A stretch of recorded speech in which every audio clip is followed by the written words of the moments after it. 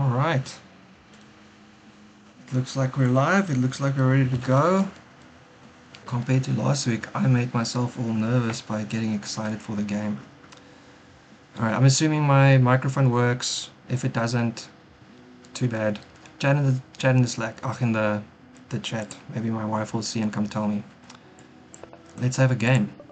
Alright, so this is week 3. I'm playing Slugman 92.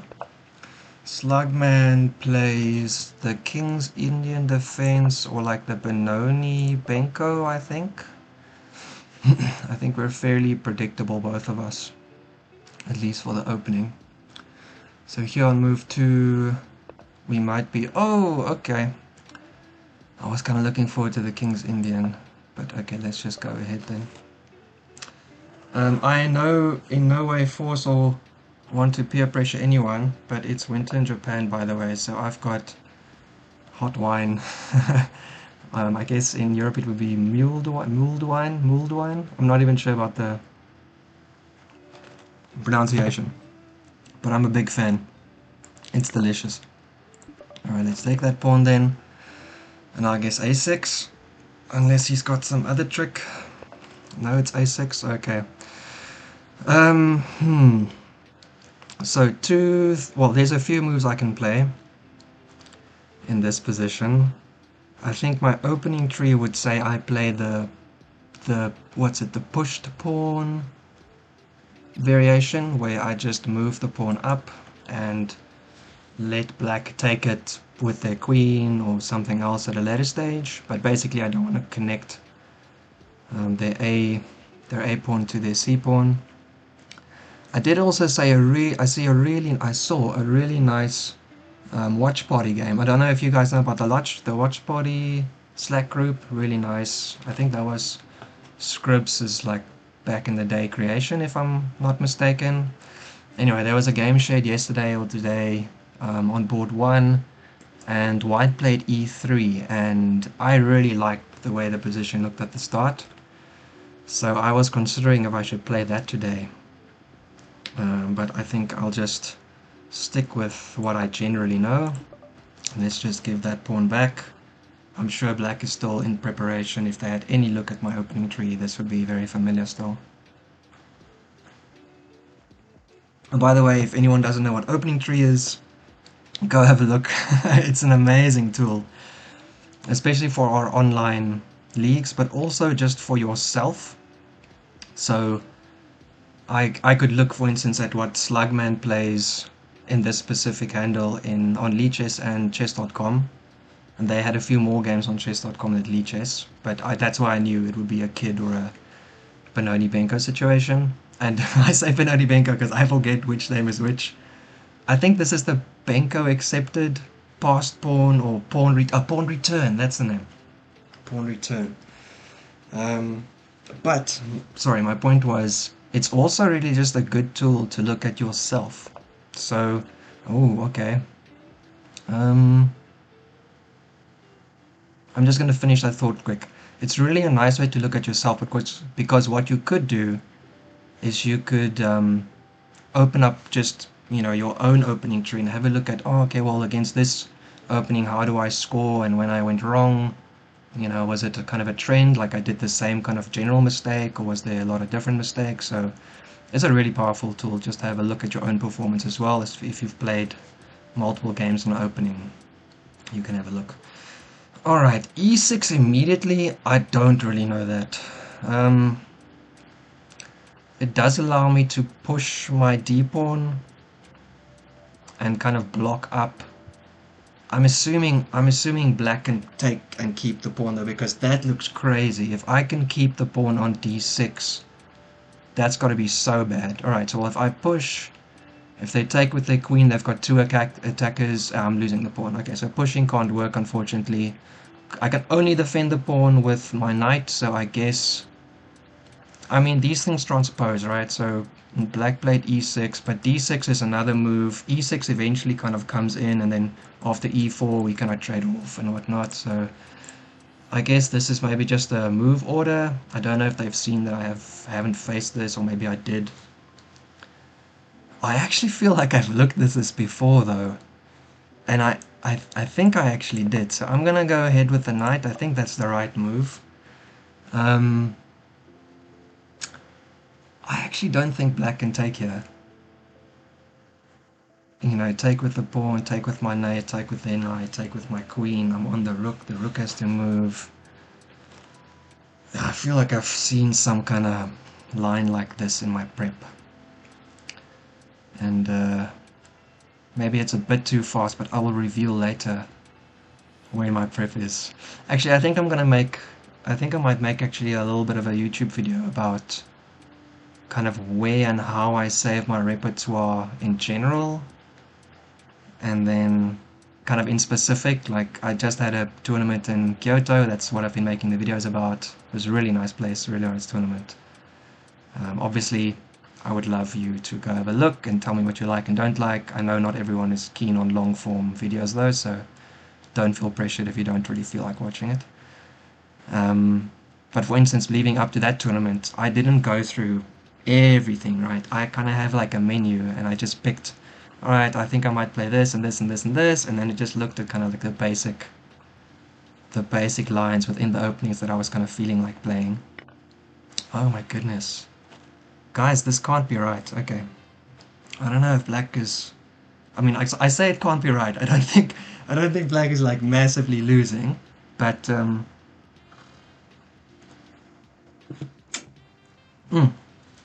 apologies, the milled one is so delicious. Alright, look, I'm just gonna go ahead because I saw this in a prep line and I don't think it's good. So he's gonna take back my knight with his pawn, and I'm gonna take with my queen, and I'm hitting the rook, and the rook can't move because I still have my pawn on b6 here. So yeah, the knight has to jump. Oh, now I just have to remember properly what I'm supposed to do. Okay, think.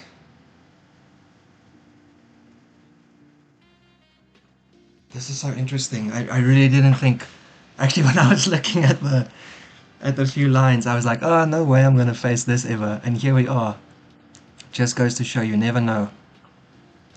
Oh, I've even got a bit of nerves. Kind of exciting. Um, okay.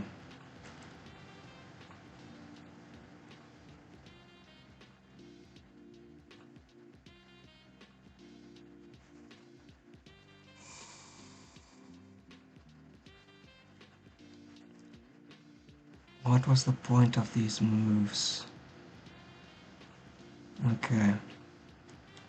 Okay, so I know what I'm gonna play. I'm just trying to figure out a little bit more. Well, this is actually a question I asked someone a while back.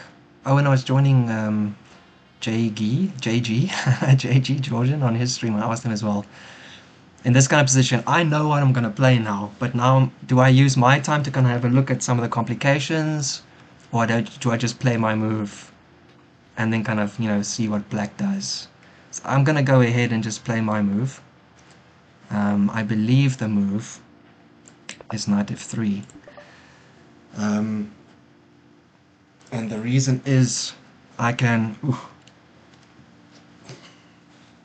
put some serious pressure on them with the knight jumping out, and if they kind of try and stop me, you know, one second.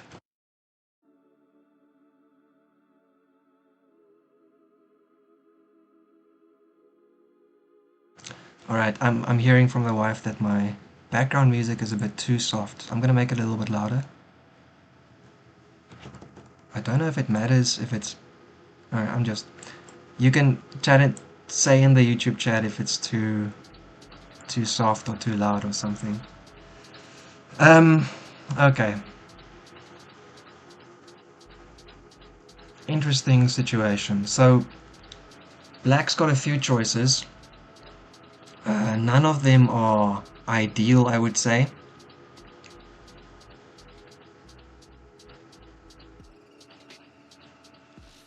So, okay, that's not the move I expected, to be honest. Trying to get the pawn back.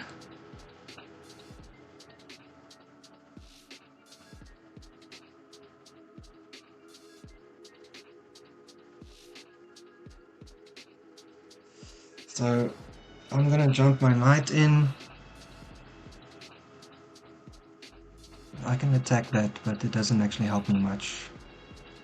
Attack, go across, attack it again. Yo. What does he do then? Bring out his queen, I guess. And I take... We might just end up with like a worse pawn structure situation.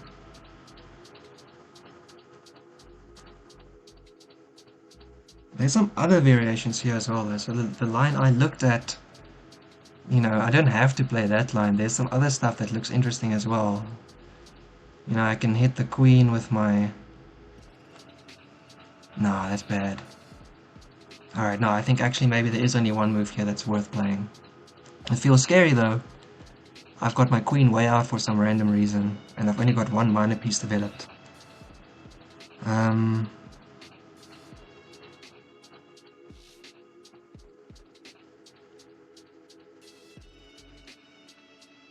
Yo, boys. Alright, I think this is the move though. one minor piece developed and moving it again. Interesting playing in this position. So there's a few things going on here, right? This is quite a tricky position. And I'll be honest, I'm finding myself kind of hesitant to explain all the things I see actually. Which is silly, because if I'm being stream sniped, then like, that's gonna happen, right? So anyway, I'm obviously threatening checkmate here. If they take my knight with their knight, I'm also forking their rook, which just moved. My threat is to take their knight and then win that pawn with check. And if this pawn is still alive, I can actually then come down and threaten their queen as well, and their rook at the same time, which means they kind of have to take. And at that point, I think they're just... they're not down a pawn, they just have a worse pawn structure, because too isolated versus mine here, I think. No, they are down a pawn, okay. Alright, so yeah, so I'm thinking what black is gonna play is they're gonna put their queen over here to defend against this. And then I can still take here, which attacks the queen and the rook. Which they take, then I take, then they go here. Then I'm not so sure.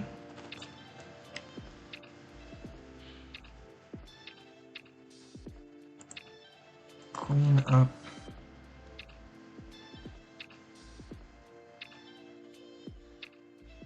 So I've constantly got this, but F3, F6 kind of just like spoils it. So that doesn't really help much. And I can come in here to hit the rook. I can't defend that pawn though. I need 2 moves to defend it, and that's not going to happen. If this light square bishop moves though, I can move my e-pawn to get my light square bishop out onto that square, which might be worthwhile. Maybe. Oh my goodness, okay. Okay, so they're defending from that angle.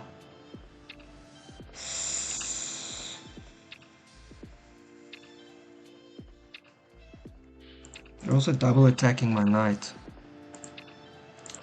So very unfortunate for me. I'm guessing I have to just take the double pawn situation.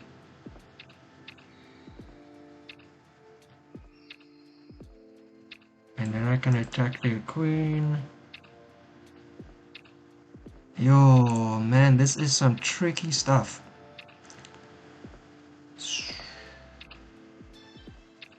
Very, very tricky. Obviously this doesn't work, they can just take it back.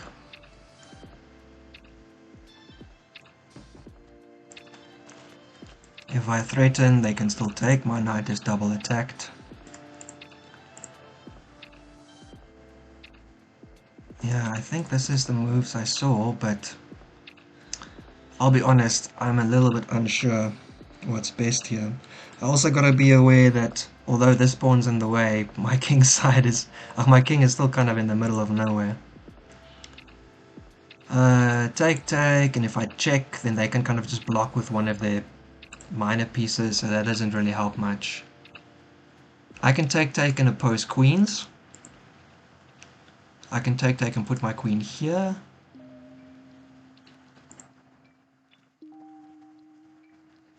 How do I feel about my pawn being on this side?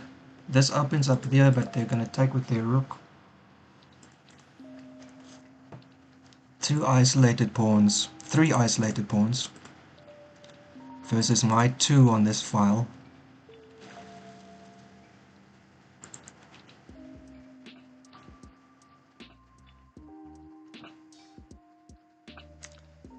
I mean, that's gotta be okay, right? I'm sitting here hoping for a quick trick, but I have no quick tricks, so... Yeah, I guess this take also opens up my light square bishop immediately, although the pawn is still protected as well, so it doesn't really work as well as I would have liked. Oh, I can fall back here afterwards and defend the pawn. Nope, it's being double attacked. Oh no, because they got another pawn here, so it is only being attacked once. And they've got no, they can move this pawn to attack me, but I can take, which also threatens this pawn. Although their queen is still guarding it, I guess. Like, no. Alright, let's stop wasting time. We're gonna take. This is defended by my bishop.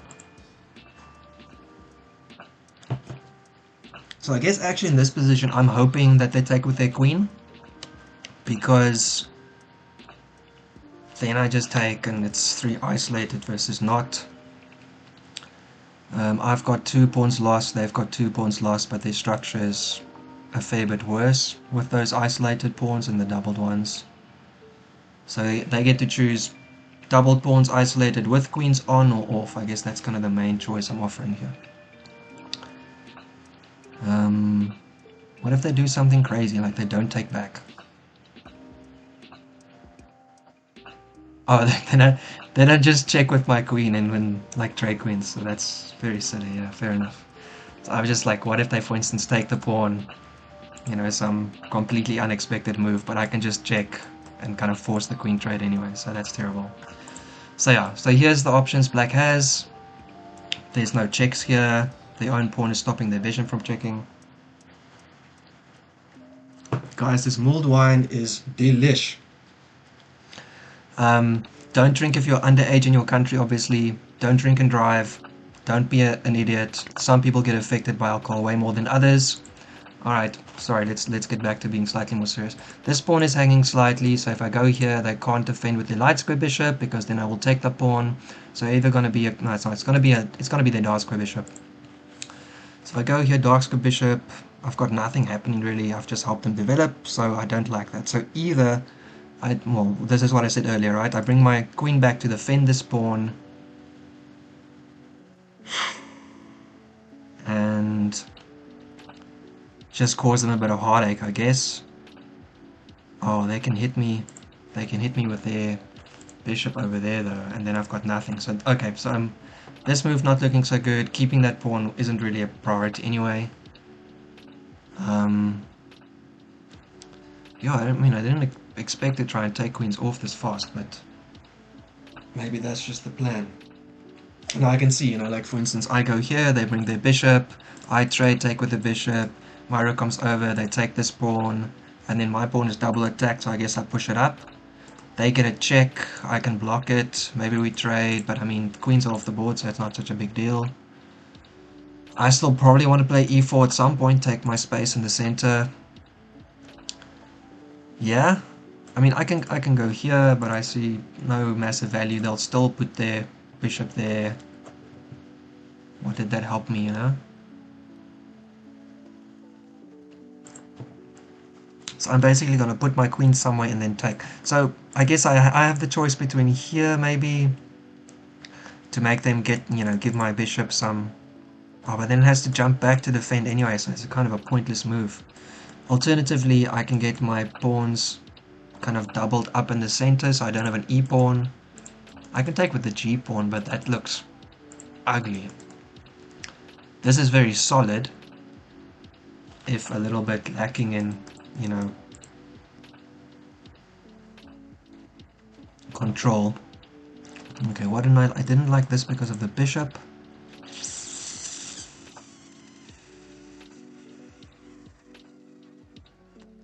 Goodness me, I just forgot my queen's on the attack. I was like, hang on, doesn't this give me mate? Kind of forgot about this.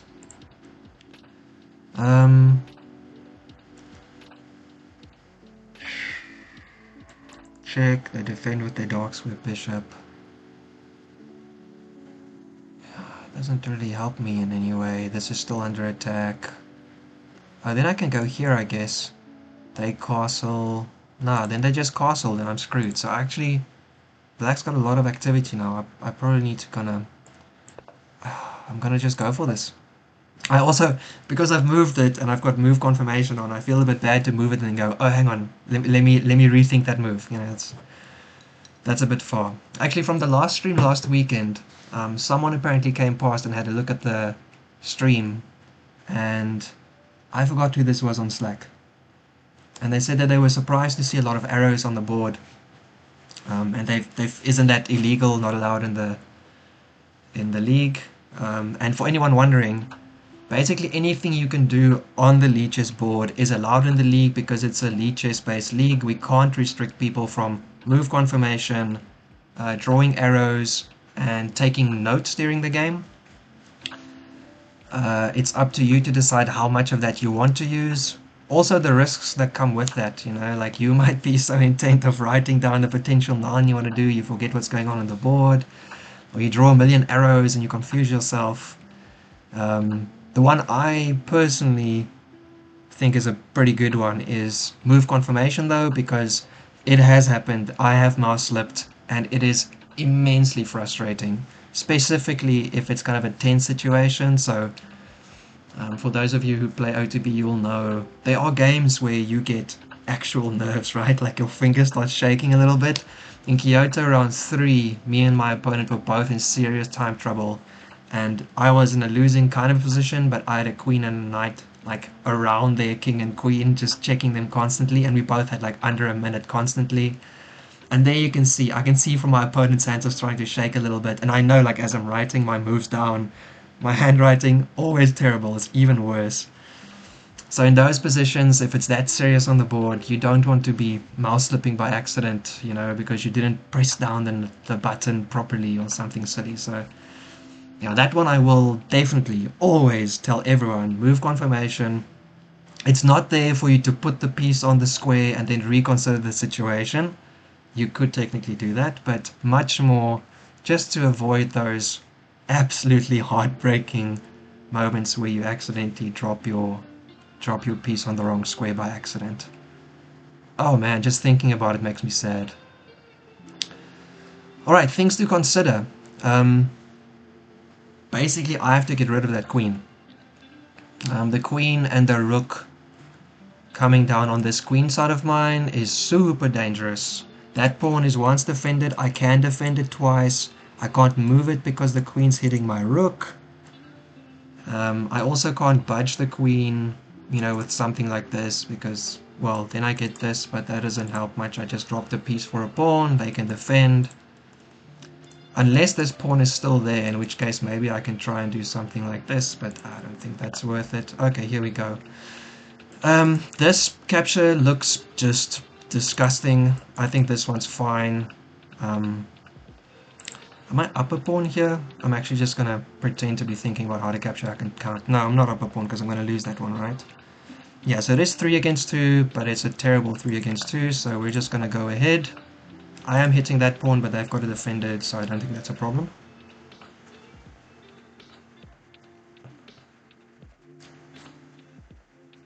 Okay, I see something really nice.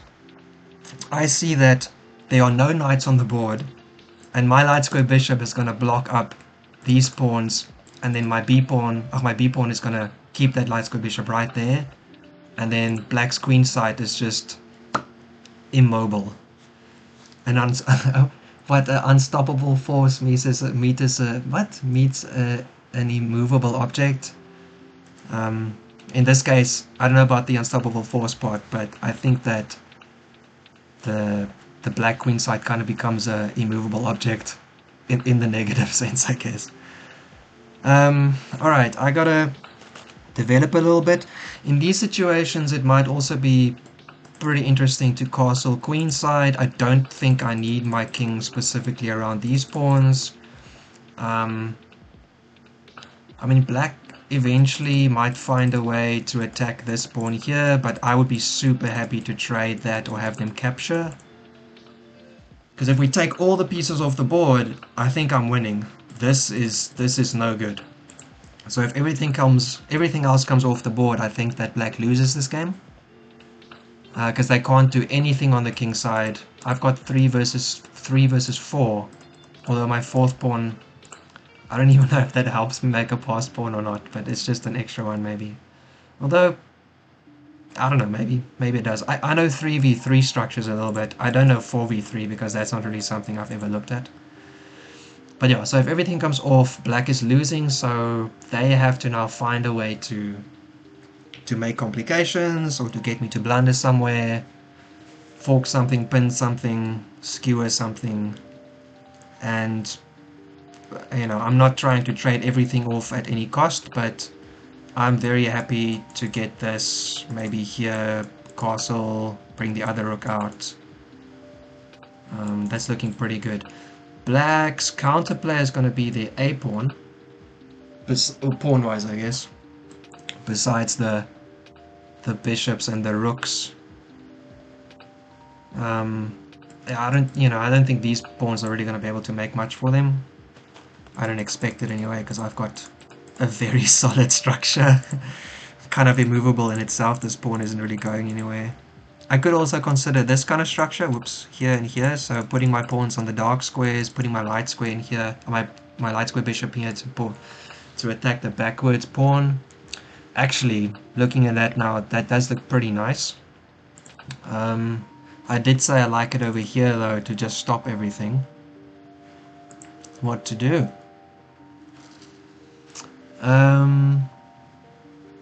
What do I want my pieces to do is the question, I guess. So this pawn is now being defended by the rook anyway. I don't know where the light square bishop is going, but I think I'm just gonna take this. Where can they come? They can take this diagonal. Doesn't matter, I can kick them a little bit if I need to. Do I care if they take this diagonal? I think not. I want to do this just to let nothing else move. Although if it moves, I take it anyway, so maybe that's not a big problem. Oh, but I also don't want them to take this diagonal. Yeah. I think this is my move. I don't want them to get their light square bishop out first. I don't think they needed to take that pawn, by the way. I think they could have moved one of their bishops. I guess they couldn't move this bishop because then I'd take the a pawn, but I don't know, where was the rook there? Here. They could have actually done this. So if I go back to this position, they could have maybe done this. If I take here, they can kind of like skewer my bishop to the pawn a little bit. Ooh, no, very dangerous. I have my pawn going forward in that position there. Alright, let's just continue. I am thinking queenside castle is going to be great. I don't think my king's needed around my kingside pawns. I don't think it's going to be doing much there anyway. So I think b6 is a move, or b3 is a move. The dark square bishop has only got 2 squares, so I can take whichever one it's not on, right? Alright, here we go. If they come here, I have to move this, but that's no good. So I can do this and here, but that's terrible. I don't want to do this. I can defend this pawn now and then move it and try and trade. Ooh, I like that. I can also just move my dark square bishop. Well, if I move my rook, obviously I'm not casting that side, but anyway. I can move my dark square bishop somewhere. Well, not really, because then I can't defend my pawn that much. Alright, so I think my moves are really push the pawn up or move the rook. If I push the pawn up and they attack, I have to move the rook anyway. Then they also get that square, which I'm not... well, no, actually, it doesn't really matter that much. If I move my rook... then what?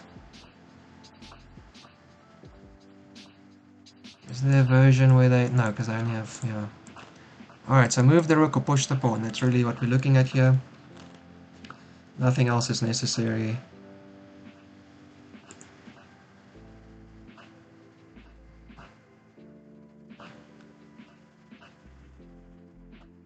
Fixing my bishop's position.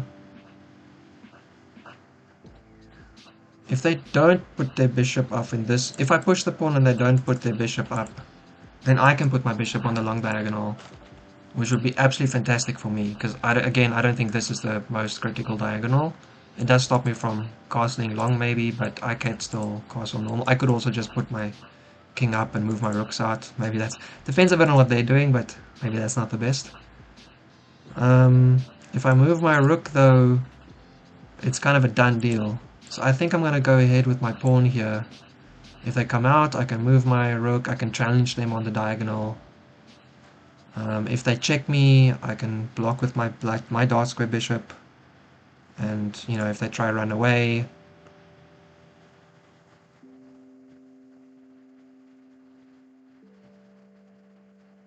Here, here, here... What do I do in that position? If they try and bring their dark square bishop across like this, so I push, they come here, I go here, they check me, and if I do this, they drop back, trying to get me to take and give them that position. I absolutely can't take. That's kind of the point here. So I can't castle in that case though. So the other option is just to push it immediately and see if they want to come onto this file. Same problem though here, and then they check me on this, so maybe I'm not gonna get my deliciousness on e2. If I'm in position where this is happening, I can jump over, they have to move to get there, so maybe they castle, I bring my other rook, they maybe bring their rook on there. Ah, that's dangerous, hey? So in this position,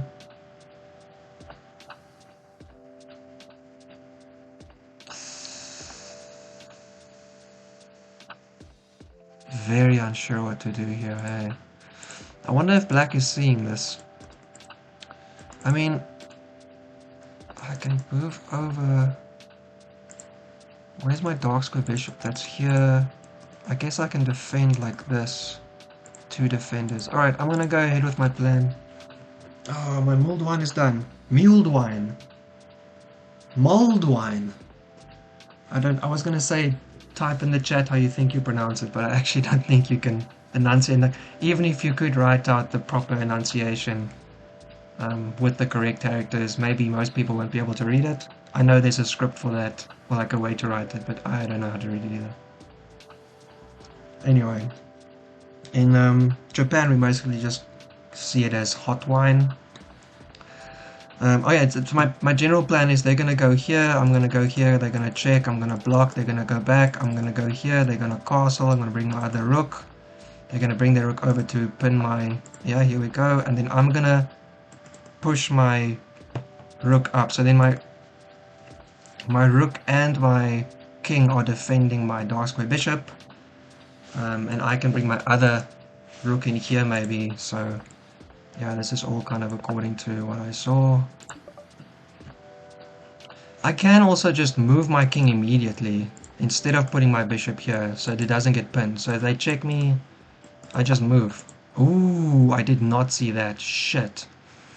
Alright. Here you take, I take.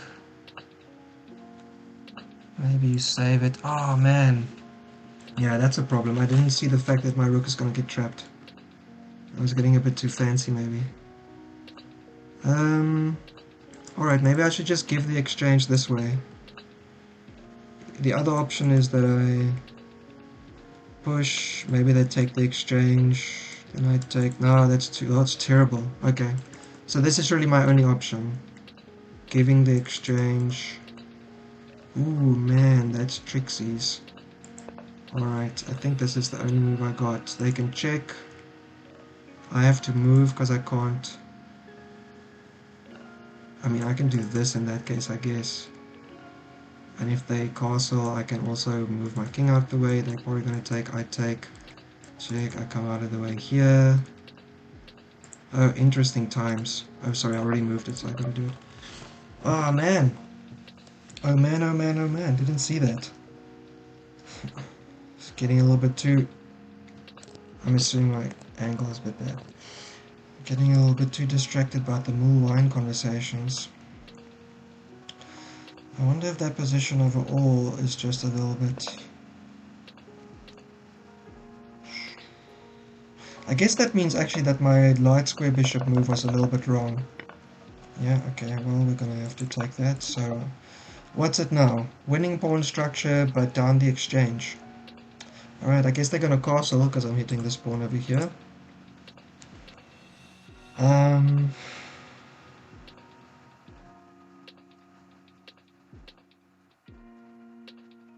Two rooks. This rook at least is kind of like sitting nowhere right now. I don't really want to take that pawn, because if I take it, and then they attack, I move it, then this pawn is hanging. Oh man. Oh man, oh man, oh man. Dark squares I can use. Alright. Alright, in this situation then, I'm guessing I'm gonna have to try and trade off one of the rooks at least. Two bishops versus a bishop and a rook sounds better than two bishops and a rook versus two rooks and a bishop. Alright, do I castle or do I run my king into the nowhere? If I run my king into the nowhere, checks maybe here.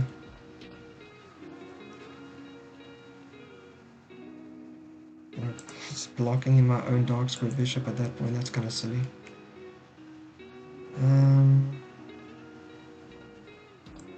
Here, if they come in here, I have a problem though.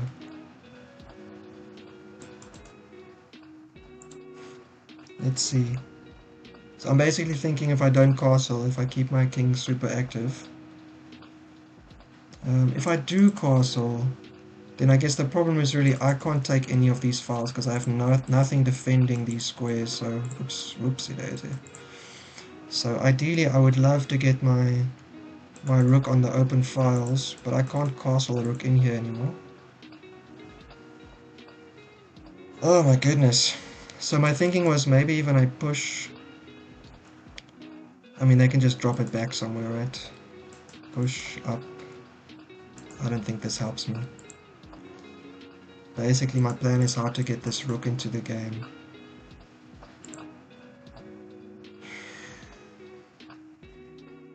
This can attack that, but the wrong way. This is hanging until he pushes it. And pushes it. And takes, and then this side of the board is open. Oh, okay. I definitely need my king in here, but... dangerous times. If I go here and he checks me across... okay. Basically a count. I'm covering these squares. They've got some pressure here, but this pawn covers that, so this square covers that, this square they have. So basically if I have to run sideways, I'm still covering these squares in the middle. And then I can try and bring my rook over this way. But what is my attack here?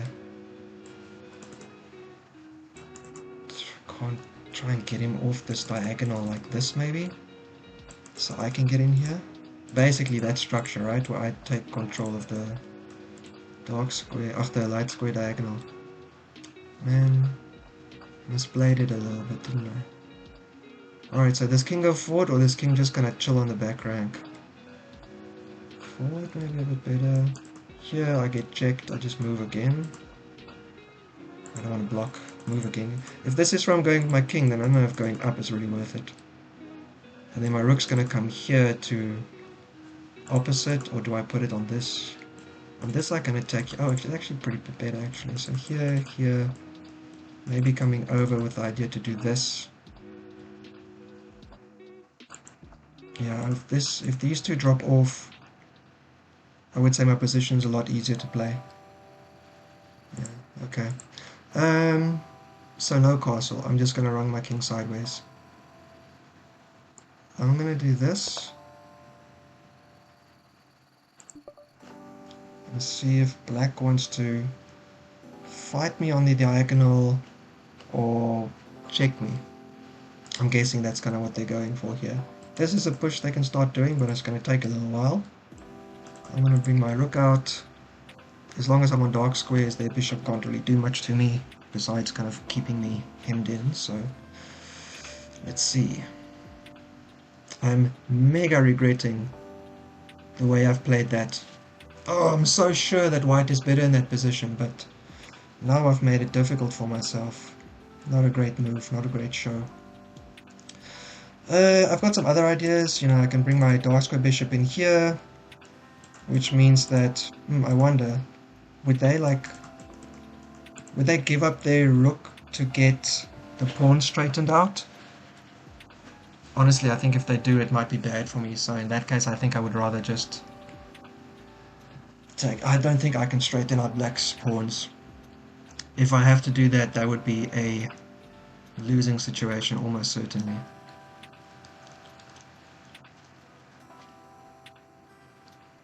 I wonder if I can excuse myself and get a little bit more of this wine. Give me 1 second. I've got a little be right back sign, I'll just put that back up. Be right back.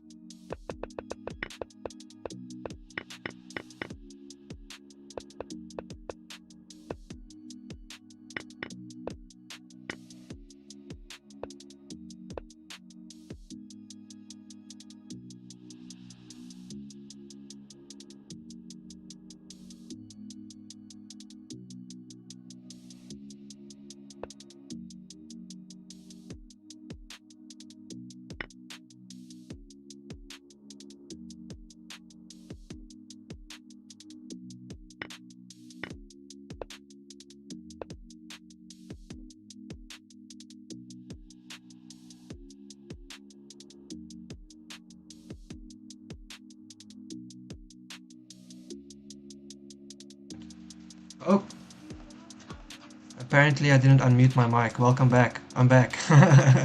Thanks, love. Okay. She's sitting in the background doing something and watching, I guess. Alright, what I was saying. So, I think black walked into just terrible, like a terrible line here. I do not recommend this. Thankfully, I think I knew it. So, up until here, I'd say I'm playing the best moves. I'm not so sure about this queen of 3. Oh, sorry, also, I was putting the background music slightly louder. I got a call from the other room saying, I can't hear the music, so I made it a little bit louder. This is all a work in progress, so feedback welcome. Hopefully I find the right levels for everything. Anyway, so yeah, I'm not sure if Queen F3 is really the right move, but the more I looked at it, the more I saw that this rook is coming down and they're putting a lot of pressure on my queen side, so I figured this is probably the best. I have to get rid of the queen somehow. Here, and then in this position, I guess I kind of overplayed my excitement to block up. Maybe there's no rush to do this, and I should have instead been looking at what kind of avenues of attack black might be wanting to try. I mean, I'm sure that's not all of it. I'm sure there's other ways they could have attacked, but I do think keeping the light square bishop over here is better, though. So, I mean, I really wanted to make sure that black doesn't get... Well, actually, I don't know. Maybe there's just not a great way to keep this pawn. I mean, so maybe what if I did like this, and they come up, and I push, and they come out, and I go here. I guess then I'm okay, right? But they could have pushed their pawn as well to get me off the diagonal. Maybe I could have then hit them. Oh, I don't know.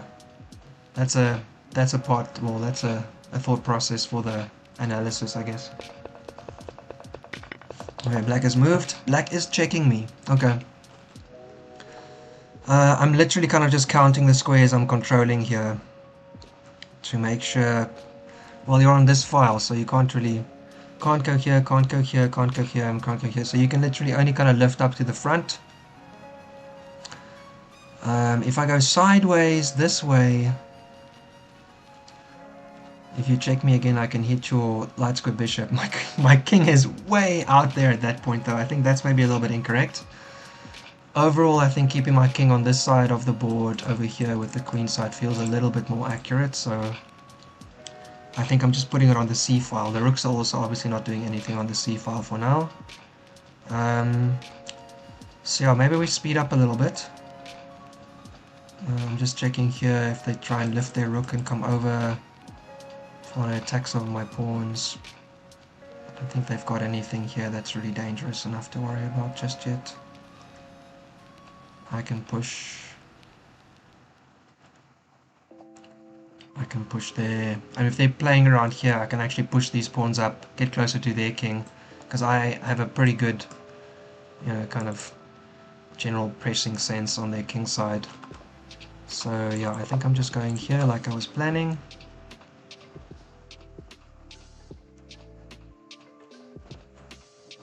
And as I said, I'd be quite happy trading off a pair of rooks.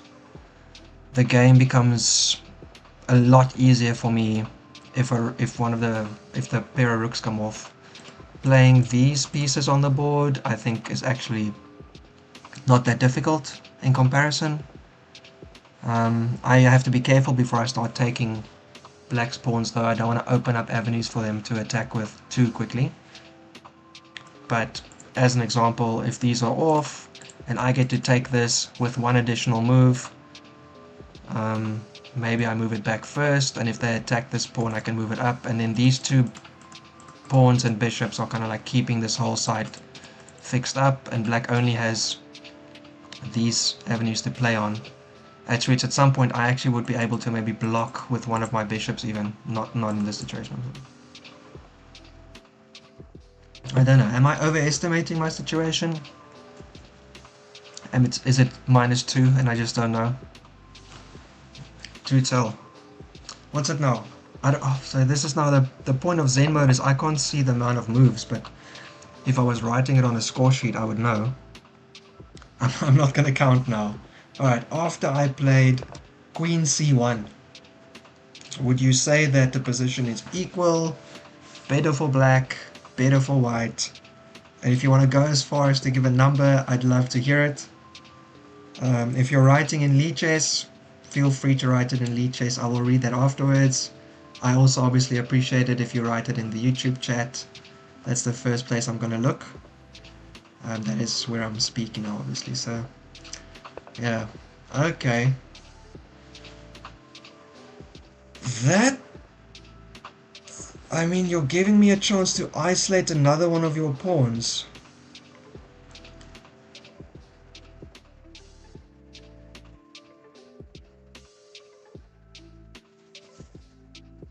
I'm very unsure what this is about. Okay, the obvious one is I take, right? So I take here, black has 4 isolated pawns in that situation. 2 doubled.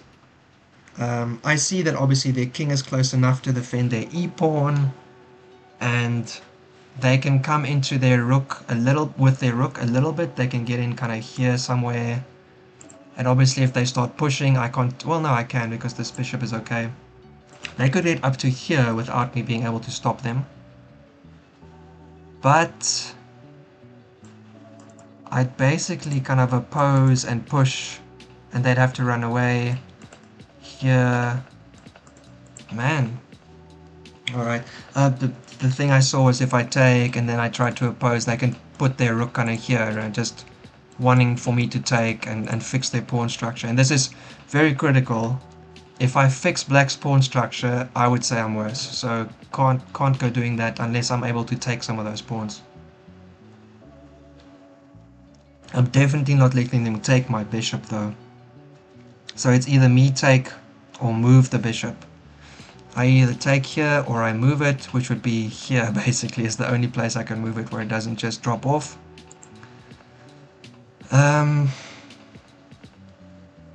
If I move it, what can they do? I mean, they can sack a bishop for 2 pawns on the queen side. Yeah, actually that looks terrifying. So if I, oh no, yeah, if I like move and then they take and take and take. Yeah, honestly I'm not a fan of that situation at all.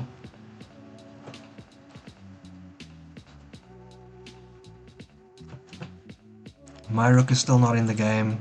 So I mean, ideally what I would love to do now is just oppose rooks, but I need to fix this. If I oppose and they take, then my bishop hangs, so... I don't know, black seemed willing to go down a line that gave them terrible pawns at the start of the game. Is this just their continuation of that?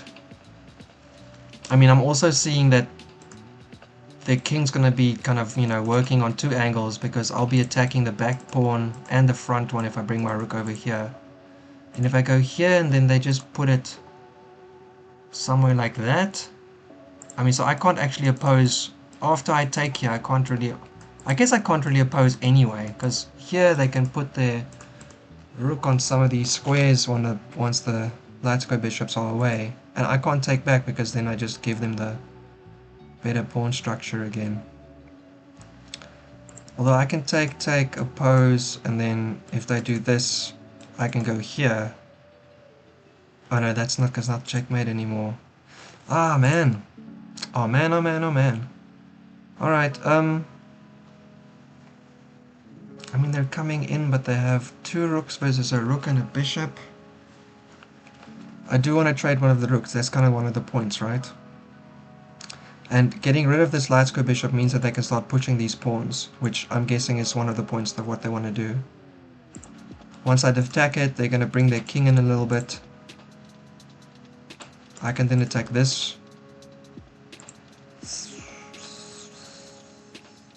I can double attack this pawn, but then they just kind of move it up, I guess.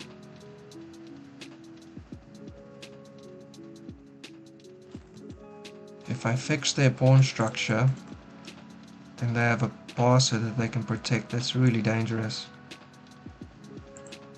Yo, maybe white. Oh, maybe black is playing this better than I thought.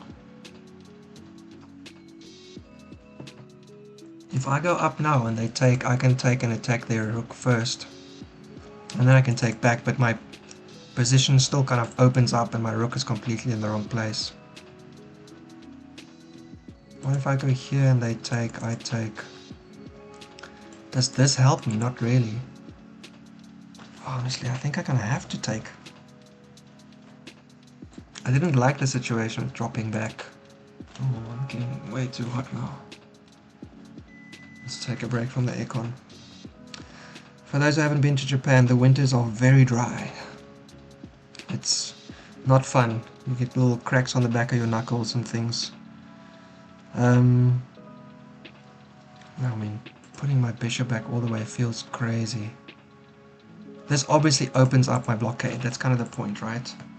But if we liquidate all those pawns, I mean, the point is that it opens up for the bishop, for the rooks. That's the dangerous point here. Yo. I really thought this was a no-go for black, but I can see the point, and it's a pretty good one.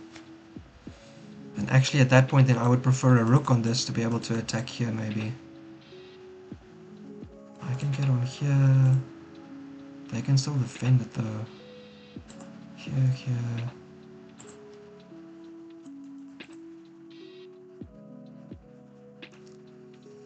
Sure.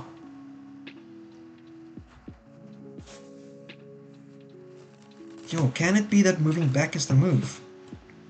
If they sack... Can it be that moving back is the move?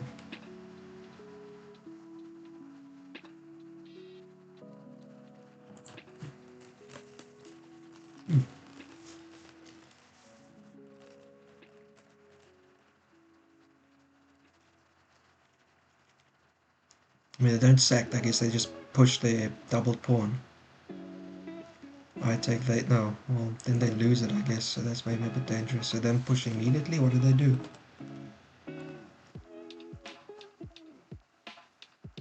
But my bishop is doing nothing over there. Okay, I'm going for it. I think that black is trading the correct way.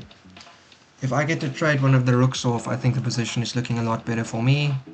Trading their bishop off for my bishop is troublesome. Millions of isolated pawns, the thing that it gives them is good access. You know, the king can also come in now. So I'm gonna oppose you, you're gonna go sit your rook, you know, just on a nice open.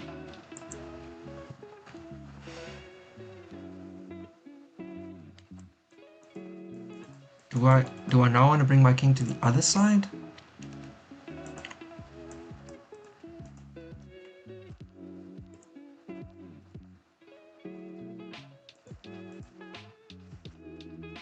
This might be a good place for my rook as well. This square doesn't really give them much. Unless they double up. In which case they get a lot. Well, I can actually protect still like this. Yo. Tricky, tricky, tricky. Okay. I think so. Push, take, liquidating the pawns. I'm at least on this one. Oh, but the more files open up, the more their rooks get in the game, so...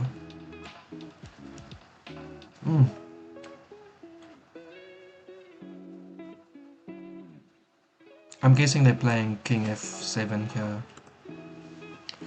I see no big reason for them not to do that, to be honest. I have some ideas here. Yeah, I mean, none of these really matter that much. If you oppose me here, what?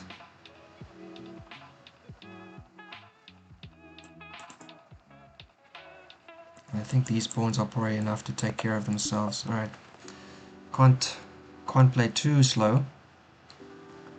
Gotta make a bit of a move. There's a version here where I, you know, pressure. If they don't bring their rook up now, I pressure this. Well, I guess I could pressure it either way, but with the rook up it kind of spoils it, because if they push it, then I can check and they can't go back all this way here, so the king has to run away. In which case, I can bring my rook in to attack this pawn, and that maybe gives me a chance to bring my bishop around, depending on how they defend.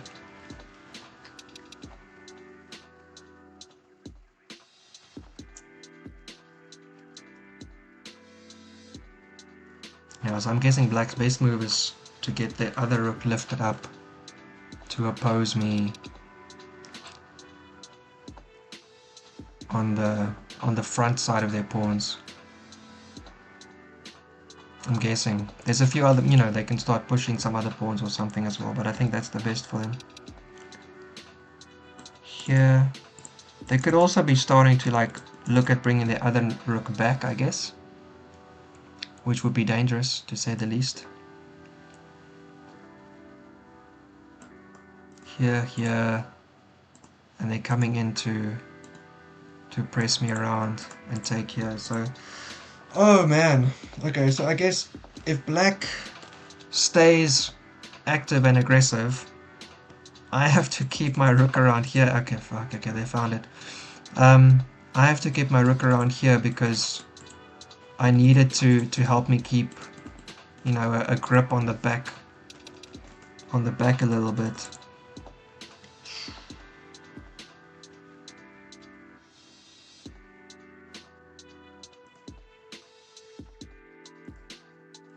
You have to go back. Then attack here.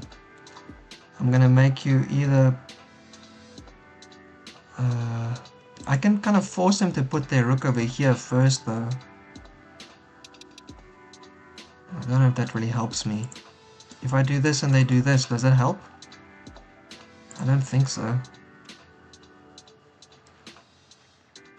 I can double attack this pawn, but I don't know if that really helps either. I think my kind of counter attack here is best. If I attack this, they're moving the pawn probably. Then I go here. This, they can only defend it by moving it twice or by bringing the king back. If they move it twice in this scenario...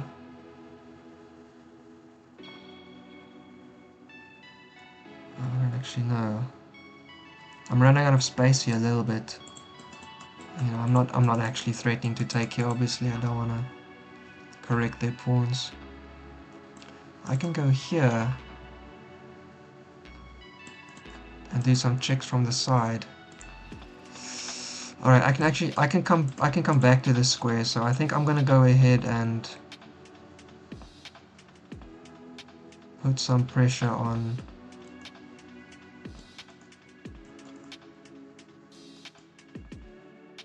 Oh, okay. I like it. I like it. Should I do this first? If they come out, do I care? Here, trade. That'd be great for me. So I actually think I might do this first then. Here we go. Your king can't get away from this pawn if you try. I mean, I can actually just take. Yeah. If I reconnect this 3, that matters nothing. These 4 are doing nothing. Then it's a rook versus a bishop, which is not that bad. Obviously they're gonna push. Okay, so here's the question now. My original plan was to go here, press that, they're gonna push it, I'm gonna defend here. If they push twice, I was gonna push this. And then if they take that, take, we liquidate the whole side. But actually I can just take here, give them their pawn connected to the other side again, and then it's bishop versus rook. Bishop versus rook. If I run up and take and defend that, yo, okay, so take, go up, rook moves, go up, rook moves again, go up, rook moves and probably attacks my bishop. And the problem with that is I'm not in time to defend this pawn. Ah, man.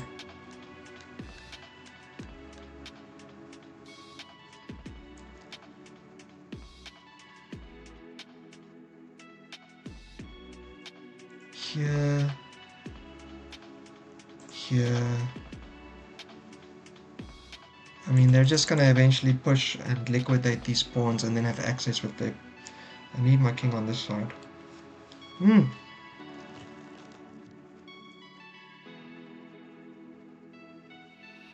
Take, the king side does nothing. Here, you can defend it. Then I go here.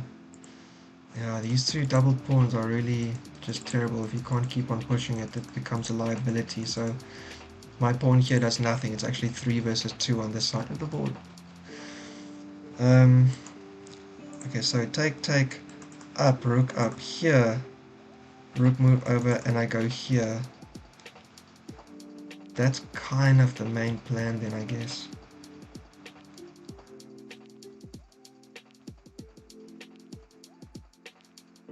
I think that's it. I can't...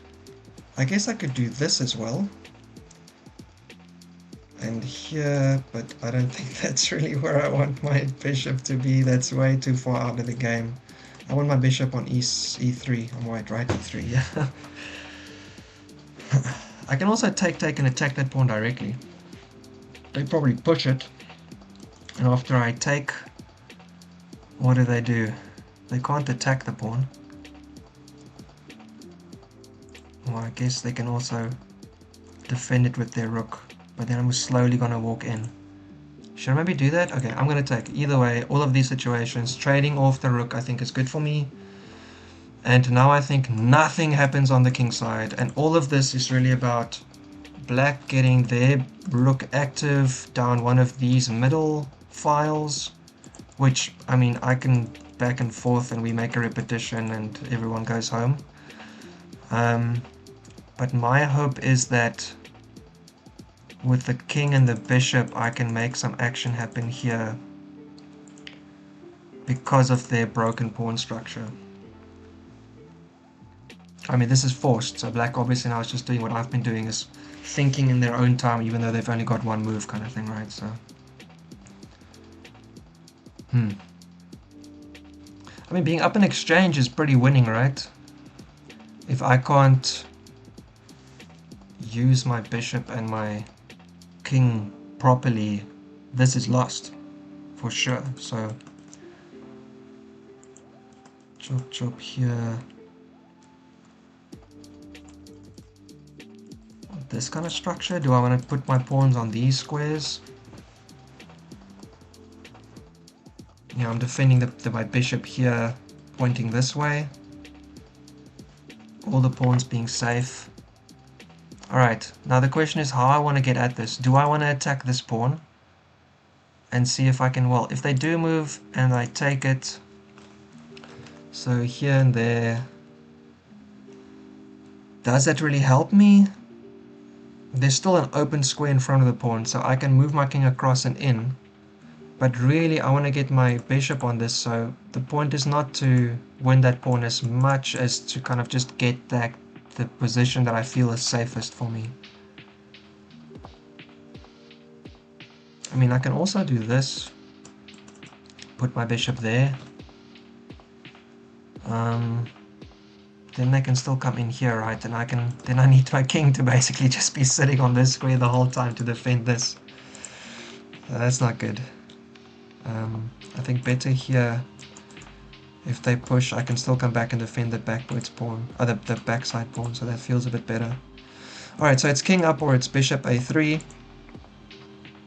I don't think there's any other move I really want to consider. I can do this. So move up, they go up, move here, they come over, I go here. They can come in here, but it doesn't really matter. They can also push and just start liquidating. So if I go up, king up, here, I can keep their king out. Before I go back there, I come up. Yeah, okay, so all of this looks pretty good. The only thing that's scaring me a little bit is when they start pushing these pawns. That part I'm not completely sure about. So what's more important, getting my king there or getting my bishop on the square? I think getting my bishop on the square. I can do this, so I can get king up first and then bishop here. I can just do this straight away. Here, I can't take the pawn, so to defend it I have to push this first, then maybe the king is here, take, then my bishop is kinda in trouble, it has to move. Oh wow, yeah, it's difficult to keep that. If my here and that pawn's protected, maybe the king's there for instance, right? Here, king down, I go across. I need another pawn to keep it safe. So maybe going on the offensive is better. Just straight up attacking their pawn. Attack their pawn, they move, attack, I go here. And then while they're getting that ready. So this is the other move. I can also move f4 immediately, I guess. Not because I want to keep my bishop on this square, but because I want to stop their pawn from being able to kick my bishop off e3. So here, up, here, over, here. Unless they're over there, then I have to move my king across.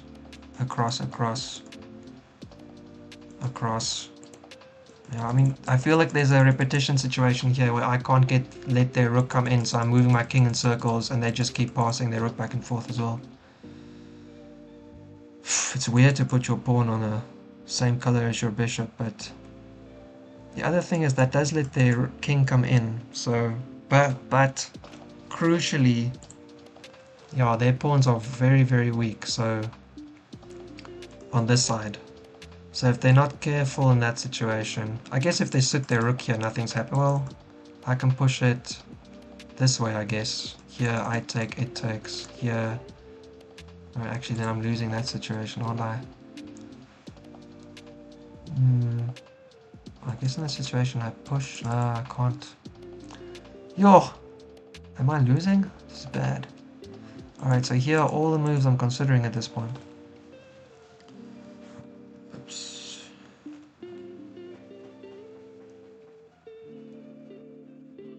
I want to keep their king out.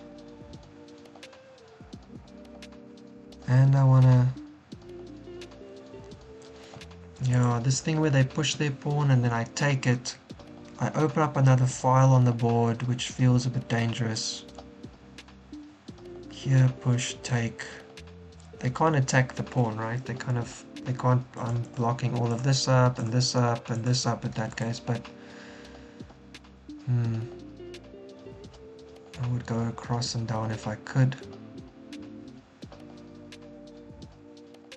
And the point is I wouldn't want to, I don't like that though. I kind of want my king to come up the c file is the point, right? So, alright, so I'm not going to go here, so it's this or this in that case. Also not really feeling that one, to be honest. If they push ahead, I can go here, they attack it. I can attack this. I can attack their rook.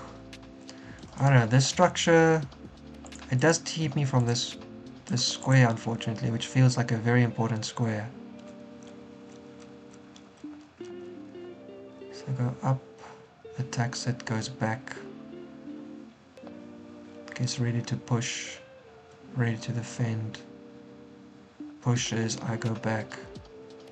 Yeah, okay. I think this is it.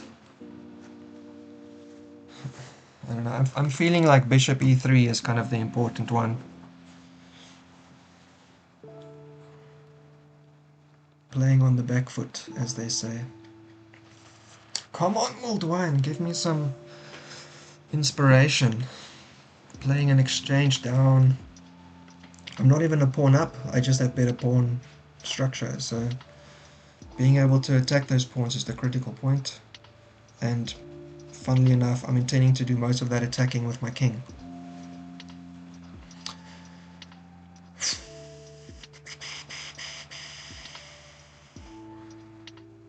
Anyway, I have some moves I'm going to do. For instance, if they decide to try and attack here, I'm happy to park my king for a second and do this situation. Actually not moving this pawn. So having my pawns on these squares actually might be better, because then I'm also keeping the king out on the light squares. So the extra pawn kind of serves a purpose. 11:15. My situation being UTC plus line sometimes causes me to play at interesting hours, but normally it's kind of different time of day. Device setup, I don't think I want to do that right now. Okay,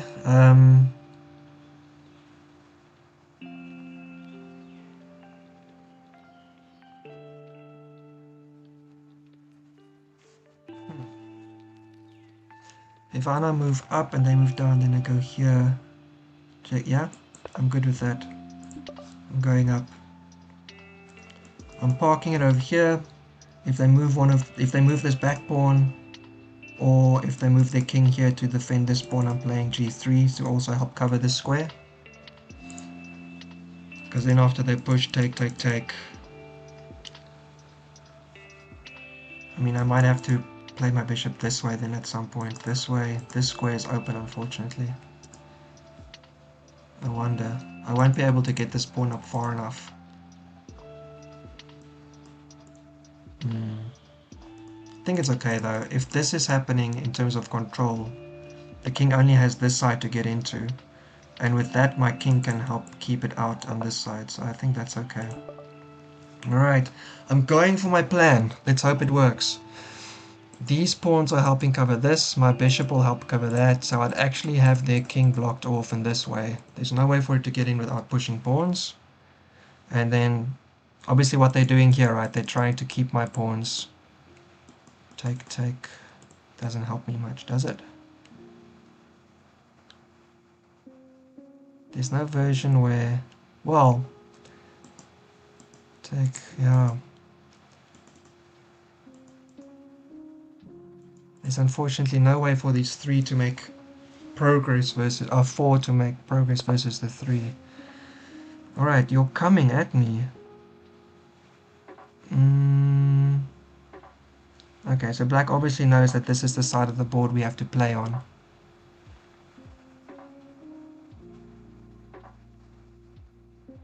Take, you can get in, nope.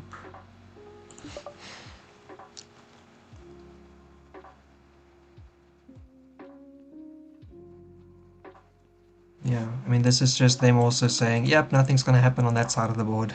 So, we'll see. I can, I can poke their rook. If that's something I think is useful, which frankly I'm not sure, to be honest. Their king also obviously stops me from coming in here and I can't push it away. That's the unfortunate one. So I had a lot of things to kind of choose here, but even if we ran, they would still get there in time, so I don't think that really made much of a difference. Playing for a fortress sucks. So obviously what black has to do is they have to try find a way to break through with their pawn pushes that they have. And a lesson I did learn in my Kyoto, well, relearned, was reminded of in my Kyoto tournament, was to be careful when you let pawns touch. Not about keeping the tension, but just when you bring them into contact at all. If you're not ready for that situation, because it causes you to have to take care of one more point on the board, right? If you have tension between pawns, you've got to make sure about taking and being taken. And so if you're already trying to protect another piece or another part of the board, then this is now an extra thing, and you can actually cause yourself to be overworked by accident, so got to be careful. What would black do here? Would they like sack a pawn? So if they play c5 now, that's basically c4, that's basically what I'm looking at. If they play c4, what do I do?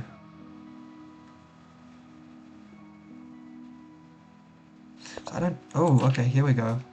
I don't specifically want... Okay, I mean, they're trying to come in, right? So I need to block this up. I don't want to give them this, so I'm going to go here now to, be able to keep my dark square bishop on this file. Here, take with my king. Then I'll be able to run in. I don't know if I'll be able to keep everything safe, but hey, there might be a version of this where I kind of force them. Also, just to note, my dark square bishop does not cover my A pawn to queen, only my B pawn, so problems. I'm probably not going to be able to win this to any degree. Looking for something in the position. Only pawn on a dark square is this one. If I push and they push past, it doesn't help me because I can't attack it where it is. If I walk away, okay, so if I can keep these squares safe, then maybe that helps. Alright, I just have to go ahead with my general structure that I'm trying to figure out here.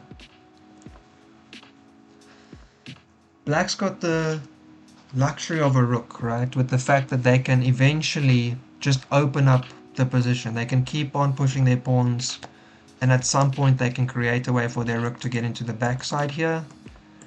And then it's basically going to be about, can they zugzwang me in a situation where my king is defending a pawn by itself?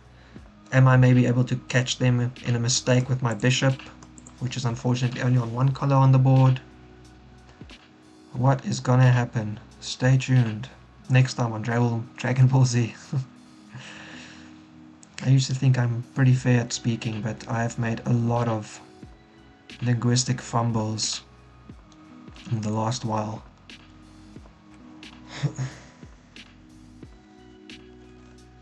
Maybe it's just the mulled wine. You don't know. Oh man, down an exchange, down 10 minutes on the clock. Empty mulled one cup, come on guys, dangerous. There I go for another cup. Maybe I'll give it a few more minutes. What's the time is it now? 23 past 11. Let's give it a bit of time. Black's probably figuring out that I'm going to stop them from coming in straight away. They're going to have to open up another file somewhere. Take. I can push them away. I can come in, but then they come in as well. Oh, it is... Okay, bonus. I don't cover this square, but I do cover this square. So if in some way we make some... Oh, sorry. We make some situation here where my king gets... So if they take, I take... Oh, sorry, here, here, here. I push their king away. Let's just say, for instance, they run away. They let me come in. So say I can come in here, but they're coming down here. They get a passed pawn on the A file. Maybe I try and take some pawns here. Although their rook's defending the back pawn, so it's going to be kind of tricky for me to be able to... I have to break open with my own pawns to create multiple weaknesses so the rook can't defend everything. So maybe I do this, for instance. So both are weak. I take one.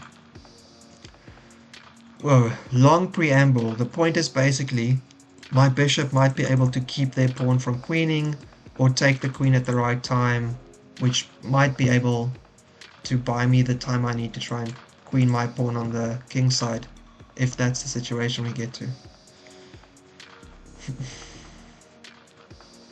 I mean, I don't think this is a great situation though. Say for instance they go here, right?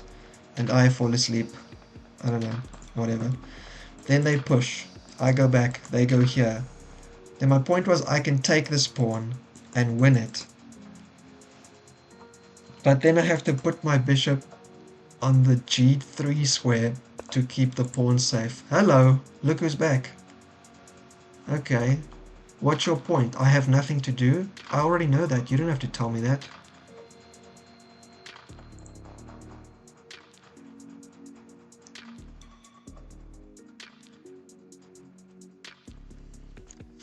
So is the point that I'm just supposed to play a waiting move? Is there something better I can do? I mean, I can obviously attack the rook, but that means very little. I can attack the pawn, but that means very little. I can come into the back, but that means very little.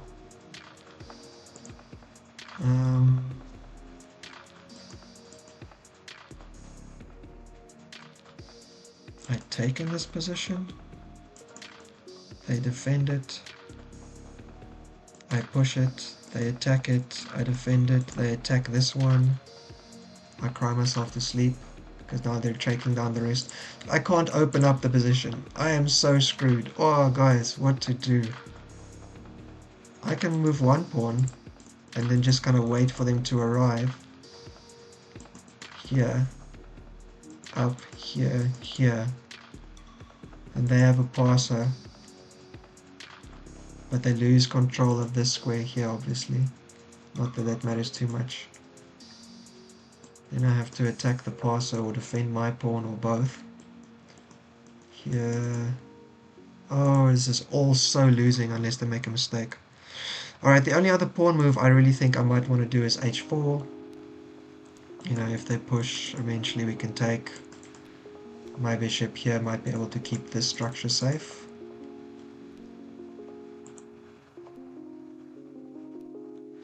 Otherwise, I'm just shuffling my king. Check me. I take. That's ridiculous because I win your rook. I can't attack you there anyway. So what are you doing? Are you pushing your pawn down here? Take, take. Trying to come in. Oh, in that case, I need my bishop here already to be able to keep your king out. Because otherwise... So maybe I just play this now. And then, I don't know, then I just move back and forth with my king. Yeah, okay. Obviously this pawn is also weak if they happen to move it at some point, but I think their king is basically going nowhere. I can push and then push this pawn again. Then I'm covering all of these squares. That obviously also keeps my bishop from going in and also unanchors it. So I would say that's a terrible idea, but I'm the guy with an exchange down, so maybe my opinions are a little bit less valuable right now. Trying to see if there's some... really not much here.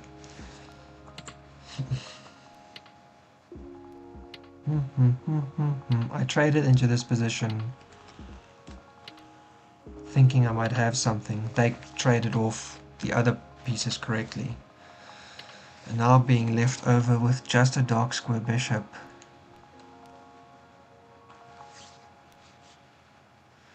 I mean, it's losing, right? Is there some way to keep their rook out indefinitely? Not, because they got pawns they can push, so one way or another they're going to find some more files to open up.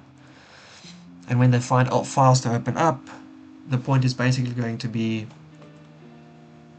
you know, like which pawns... I need to keep this pawn safe to keep my bishop safe, so I can keep this pawn safe potentially. My king has to handle this side by himself. So I can't take all of these pawns, that's so many. I'm expecting like a5 now or something. This seems kind of silly. No, that's ridiculous, that loses the game. There's just nothing to do here though. I have to get through the middle or the queen side. Or same for black.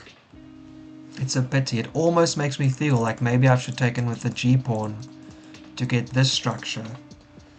Because then at least I'd have some way to try and get some activity on the middle of the board. I wonder. That's way back, so before I was really considering that endgame, but in this situation, if I had taken this way, our game would have basically played the same. Okay, well my light square bishop wouldn't have been able to come out, so I guess that's one difference already. Yeah, but my rook also. I guess it would have been a fairly bit different then actually. But yeah, so if this pawn was here, I at least would have the chance to create a passer, right? But because of this structure, I've got absolutely nothing. Because I can't get any of the fighting to happen on my side, on my color, right? So they've kind of waited. They've put their pawns there already. Ooh, I'm at their mercy, aren't I? This is tricky. Yo. Unfortunately, this is the kind of stuff that chess is made of, isn't it? Not just because you're hoping for a blunder, but because when you're down, you still have to fight. You can't just give up. Oh, there's someone... So I play futsal every Friday. It's really fun. It's a great group of guys I met. And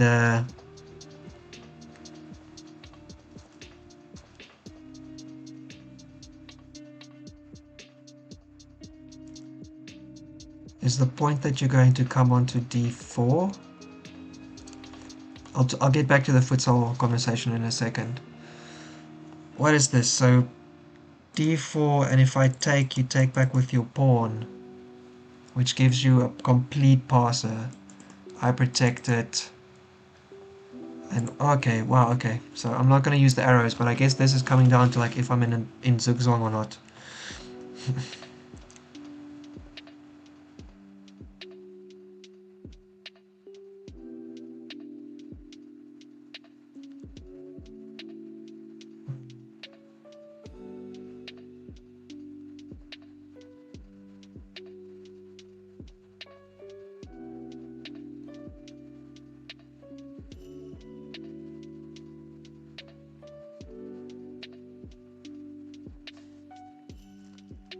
Who's got enough?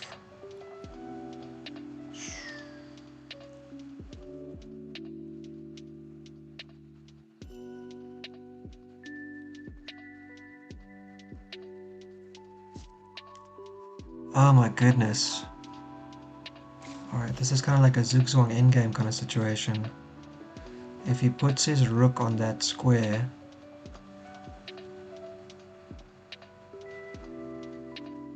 Do I take it?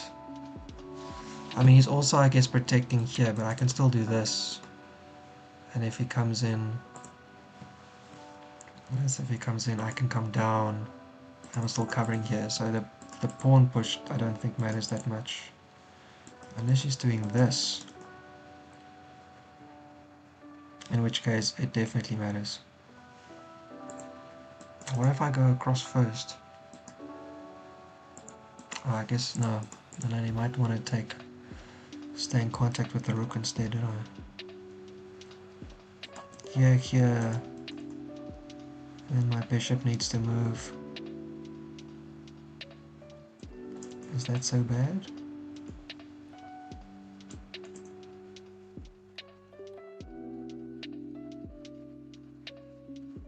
I'm still protecting these two squares. Oh, I really wish I had more milled wine now.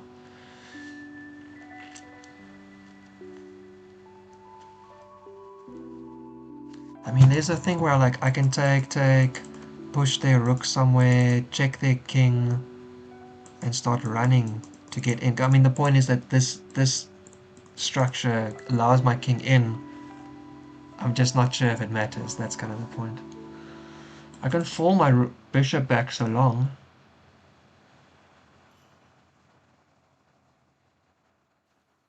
Here. I mean, I can just do this, I guess. It doesn't have to... I don't have to do anything. You put your rook there. I go back. Your king can't come in. Pushing your pawns matters. Take. Yeah, I guess the point is that I don't want to move my king back because at some point your king comes forward, then doesn't it?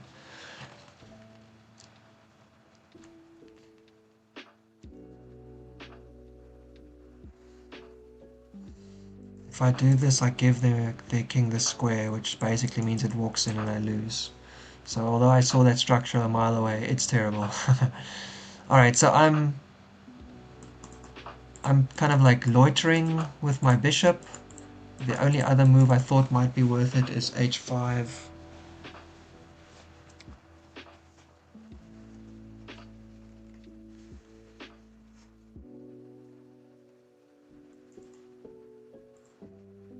If I play h5 first, I mean, I'm obviously kind of giving them some, but that also stops this from mattering much, because I'll be able to break it.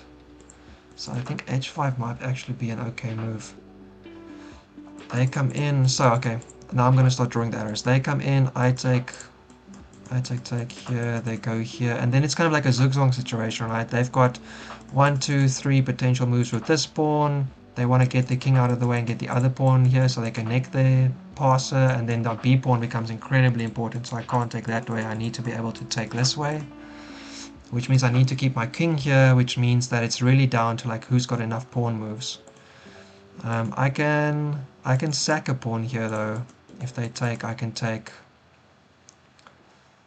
I don't want to play a zugzwang endgame kind of situation. That absolutely sucks. So I'm gonna go here, and basically my thinking is I may or may not take, but either way I think getting a bit of this is good because I've still got this f pawn taking care of everything. Their rook can't get to it either because I've got it covered from the side and also from the front. Alright, this is the move. Does this win for black? That is the question. I bet you the engine says that it zeros all the way, but I have to find like 3 specific moves. You know, just like some way where I wouldn't expect it. Like at some point I have to play King B here and like something silly. Oh man, endgames are a lot of fun, but less so if you're on the losing side of it. Take across. They push their pawn.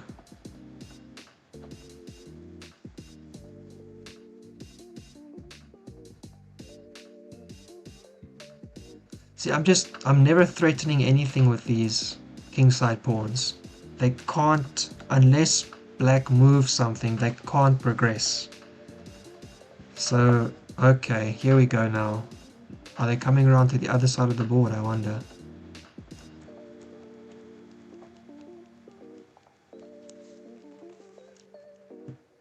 I mean, I can attack their rook. Doesn't really matter though. I can only not... Oh man, I need so many moves to get my king around here. Do I try it? If they push, I have to take. Oh my goodness, that is dangerous. So if I go back, for instance, and they push, right, I can't take. I have to come back, take here. Oh man, I can't really move my king anywhere. Just kind of here, at least unless the rook, until the rook moves. And the rook, I'm guessing, is going to come over here and try and build some breakdown on this side of the board. If I get this move in, does it help me? Well, if I can take this way, it does. If they push past...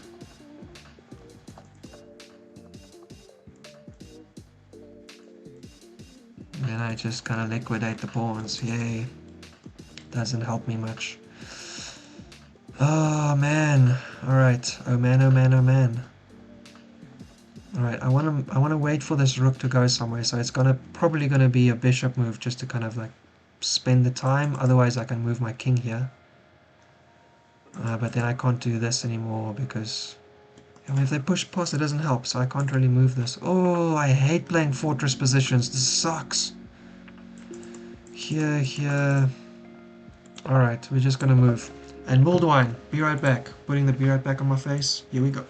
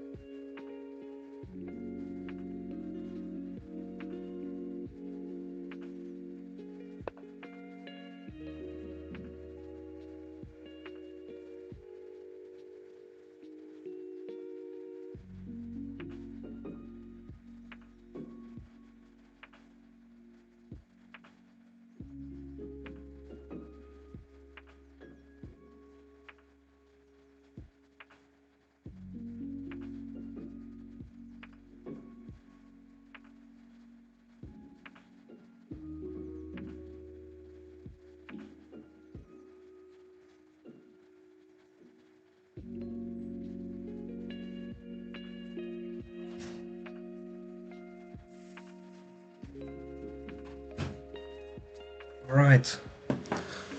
Oh, interesting.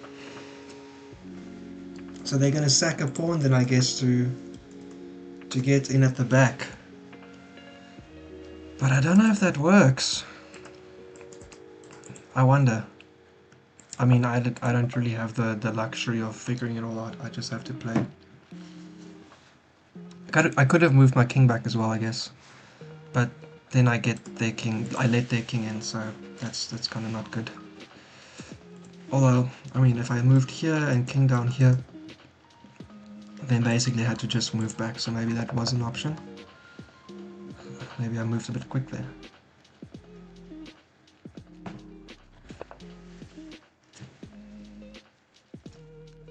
Are you just waiting?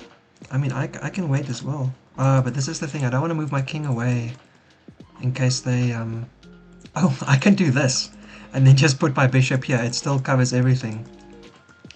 And that's a check take. And then come up here. And then I'm covering those squares. King back, and then I just shuffle again. Oh man, I'm kind of bad in this positions no matter what the situation is.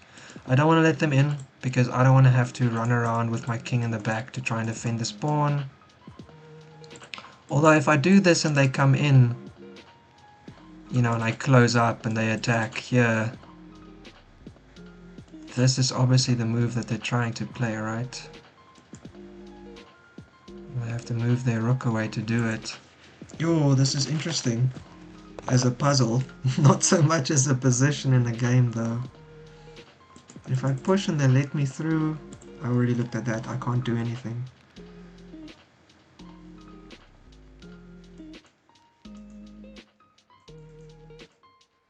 Oh, then I'm too far away to get to this one.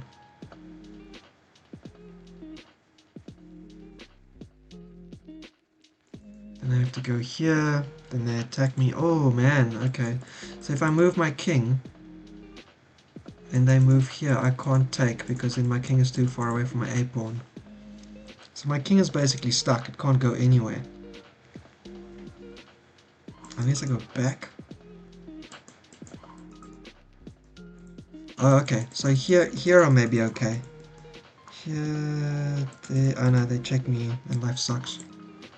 Here, here, that's okay because I'm covering everything. And if they come in, I can still push them away. Oh, but then this is a situation where I can't take that pawn twice. So they just get the take. Tricky situation. So I can do this then, the way I was thinking to protect against the rook. And then once it comes in, I can do this. But then I drop this pawn. That is a great move. I think I'm kind of in multiple zugzwangs at this point. Yeah. I mean, they have to give up a pawn to do this, so I can start moving those forward, but making something happen here is tricky.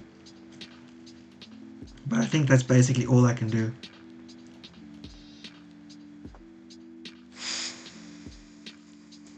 This one lets their king in. What if I go on the offensive? I know it's not really worth it as such, but no, I mean, this is kind of like it's a game of moves, right? I don't have enough moves.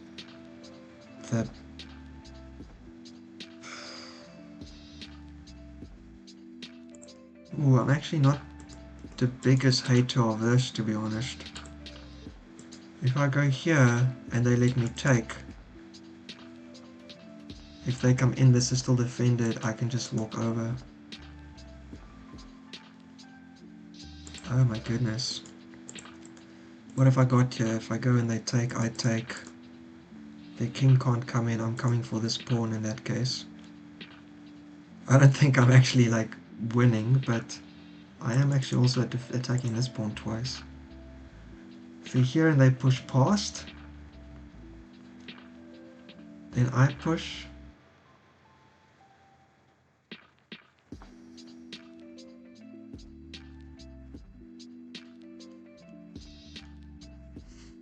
But the situation is that I'm giving them a passer. So my king can't move even more. So in that case, what? I'll just move my bishop back and forth. They'll get their rook in. My pawns will be here on the side. Oh man.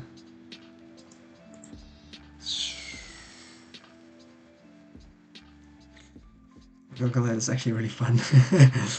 I mean, it's stressful because it's not looking good for me, but it is really fun. Across and they push. Then I take and it's mine, right? So I'm not a problem here. If they do this and I take, then they come in down to the bottom. Then I have to go. I can't defend everything at once.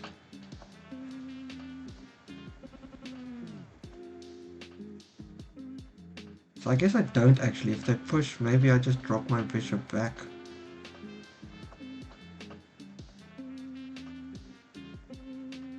And I can even just push past and it's 2v2 and I've got a backwards pawn stuck.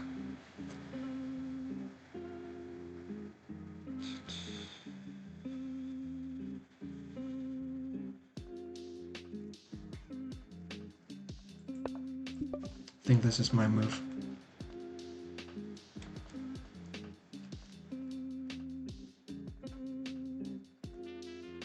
The other thing here is I'd be a bit more worried about this move if I didn't have my bishop on this diagonal. So if they play this first, for instance, now, and I decide to drop back instead of taking, and then they play this, then their king comes around. It's a little bit scary. It's a little bit uncomfortable. Although I think it's not that bad. Take here, here, and I can start running my king because I got to check. Their rook is stuck behind me. And this is kind of the structure I was hoping for. My bishop is keeping the backwards pawn safe, which keeps the rest of the chain safe, and my king just has to be able to deal with the queen side.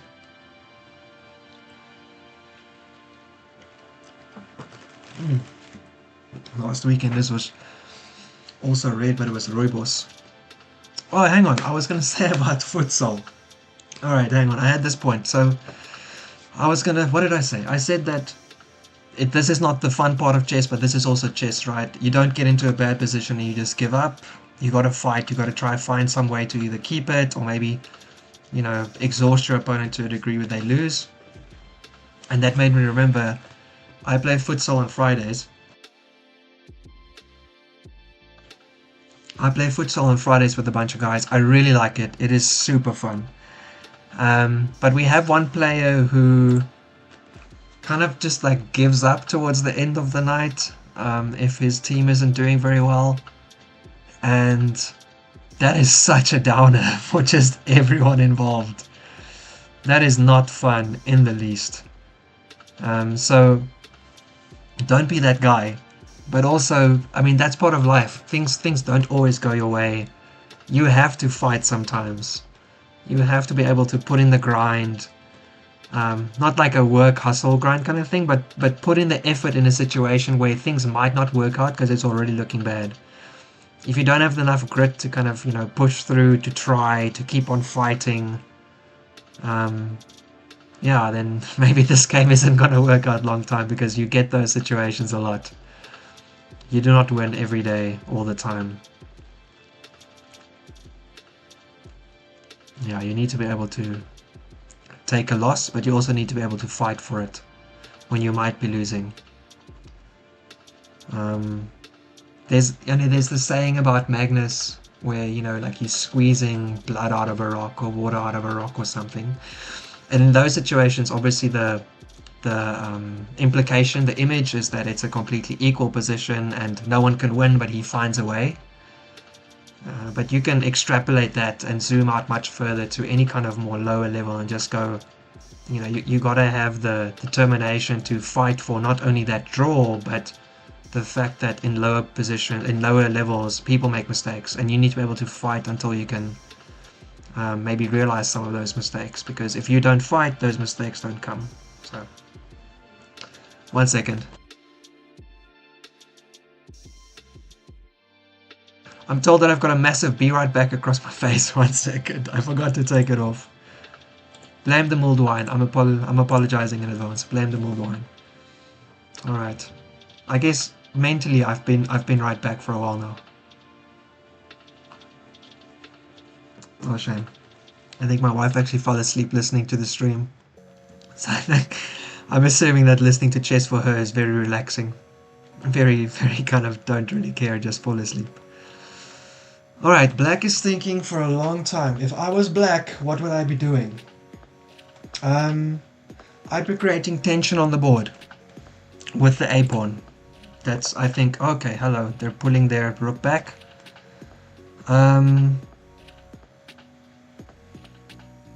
Here, if you push, I fall back, you come in, oh man, I don't like that, do I?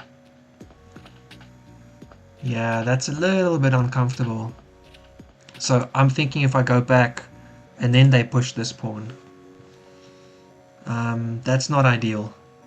Obviously if I go here, then this is actually still very strong, but you know, they can come around and try and pick up this pawn in the long run. So it's not really the situation I'm going for.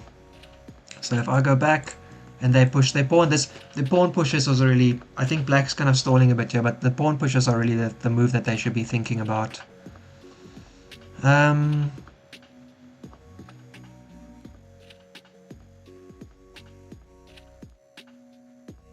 I mean, in that situation, I could also just push past first and then put my king in the place I want it to be. Oh, not really, because that's actually where I want it to be. The bishop and the king would be kind of blocking each other up. If I move, what if I move all the way back? And if you bring in your rook, then I just attack it, and I'm just like, what's up? You gotta run away. And if you run away here, oh no, if you run away there, I'm kind of screwed. Here, I can't protect both of these at once. That's not so good, maybe. Okay, what if I just do this? You come in. No, I don't want you to come in. Alright. So what's it? King back? Pawn up is an option, obviously. The point is, though, that I'm eventually going to give them... I only have so many moves, right? So if I do this, and they do nothing, then I really am stuck to just doing this all the time.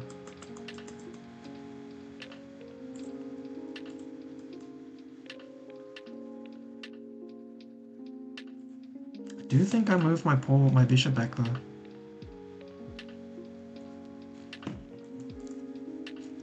This one long term gives their king this chance to walk in, but actually they can't move their king probably. Well, no, they can't, because either the rook has to be on this file, which means this pawn hangs, or the rook is on that die row, and then I can move my king up and take the pawn. Which means I'm okay with playing f4. I mean, it's a pretty committal move. It's giving away a square I definitely don't want to give away. Maybe something a little bit less committal would be good. I don't like that. I think I'm just going to move my bishop again and again.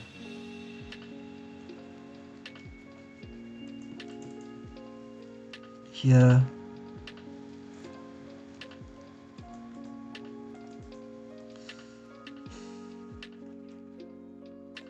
Take, defend that. Defend this. Oh, that's actually a very interesting position. Alright, I'm going to go for this.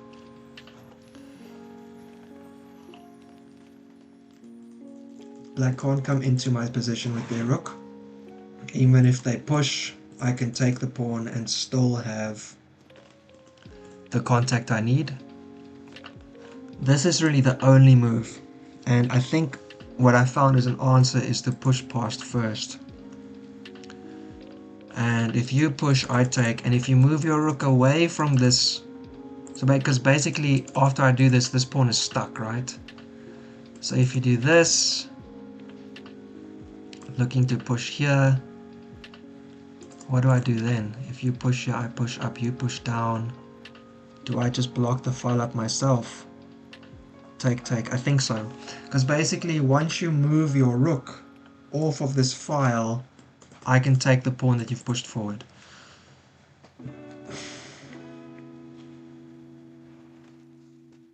Making sure my microphone is on. Also just going to take a peek at the stream health, if that's what you call it, because last time the stream died like towards the end. Stop streaming, stop recording, that means I am still streaming and recording, so we're all good. I am significantly down the clock though. Oh, and black's coming back. Going the other way. Are they going for this now? I wonder.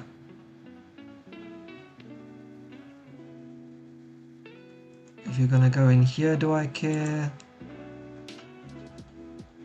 Alright, I'm just gonna do this.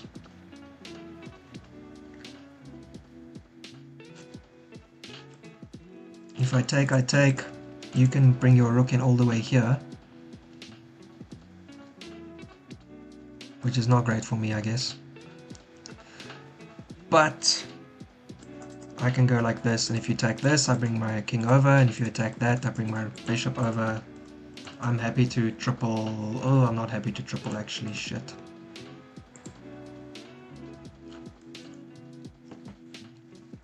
Pushing past in this position just feels so ugly.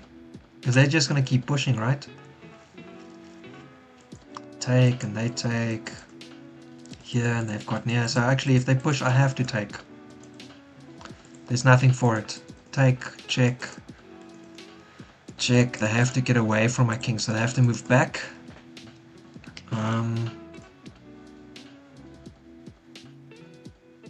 Honestly, at that point, I think I might make a break for it. I'm just going to start running my king this way and kind of hope to break this down and hope that I can keep my bishop on the long diagonal to take out the critical pawn when it's necessary.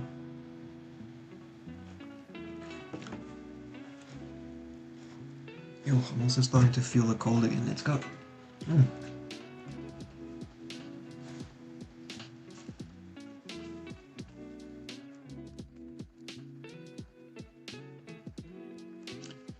I can't see if anyone's watching, I can't see how many people are watching, I can't see the chat in case you're writing anything, but for my reference, if someone is watching, I'd love to know if the sound volume is good or too loud or too soft. And by that I mean the levels between my voice and the moves on the board, that sound there, and the background music. I really like the background music, by the way. It's lo-fi stuff.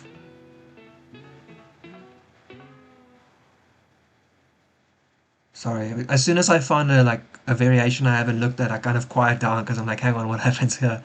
Anyway, it's lo-fi music. I really like it. I said it last week, I always pronounce it as lofi, which I know is completely wrong, but that's just one of the things I used to do. I was looking at rook b4 and then king over to discovery attack and then rook d4 checking me. I move out of the way and they take. If I take, their king comes in here and then we're in pure zugzwang territory where I need to keep my king on these two squares to keep their king out, and they're going to start pushing and taking pawns because I'm not there to protect it. So yeah, if they come down, I'm just immediately moving up here. I basically just have to keep control of all of these squares. Well, I can't really control that one, unfortunately, because I'm not willing to push up the a-pawn.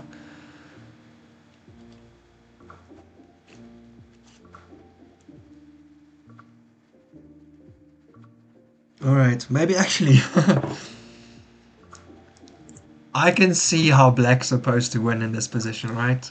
I think I can kind of see it. Do you think black is going to find it within the time that's available? Or do you think that black might give up and repeat moves? Or force the situation and make a blunder? That looks like a saving time move for me. Yeah, I'm not even going to think about it. If you don't know what to do, I'm not going to give you my time to think in. I am significantly down on the clock. Although black is slowly coming closer as well, so let's see. Let's see if they can... They're obviously very scared to give up a pawn, right? So we'll see to what degree they stay scared of that.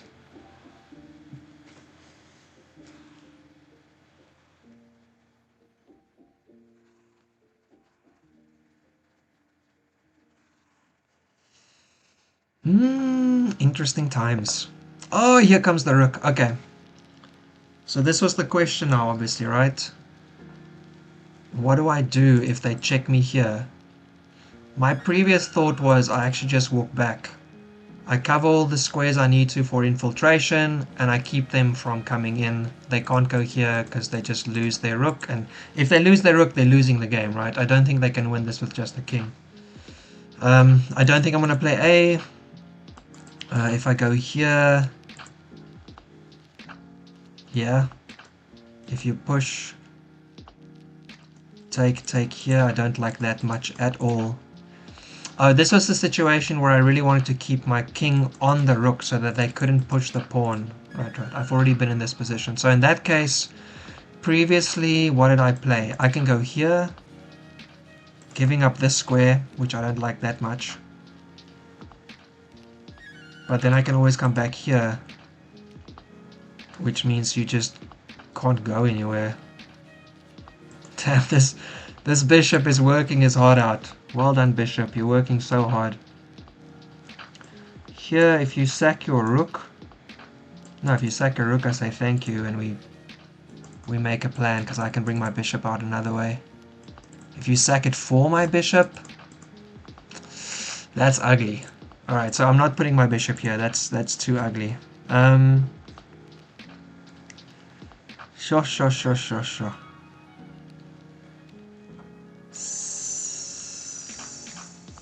it's either back, which I'm not a big fan of, but it could be okay. Basically, as soon as the rook comes here, I need to move my king back to cover these squares. Alright, less thinking, more doing. Yeah, I'm okay with that.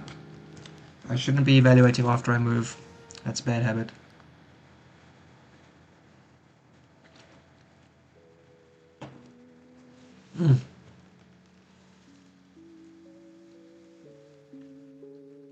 I've been thinking about this stream a little bit. I set it up during the week.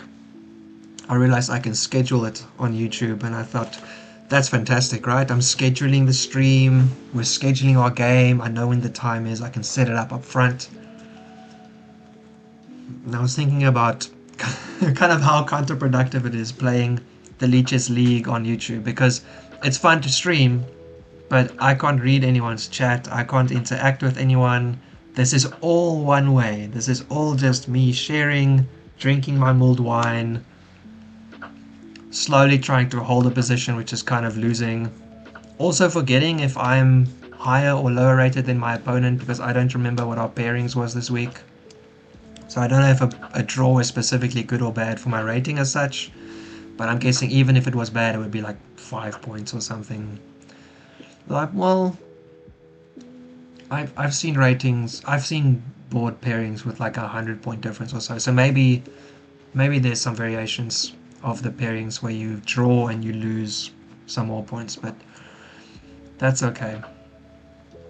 Actually, this is something else. I'm actually curious. I'm not sure. I haven't really discussed it with other people too much. Yeah, okay, I remember this move. So I'm basically just going to try and stop you from coming in here. So I'm just going to go here. Your rook is keeping your king from coming in, which is the only thing I'm really scared of in that position. So no big worries. Now if you push c5 though, what do I think about that? c5 take, you take with the king or the bishop. c5, I attack your rook first, you push it down, and then I take and your king's going in. Oh no. I don't really feel like there was another move here though, because basically I don't want the rook to be able to come in, right? And I was able to do this, but it didn't look like a great move for me because I'm fixing black's pawn structure, and that's kind of the only reasons I think I'm still okay. So I guess they're just gonna have to figure out if they think this is okay or not.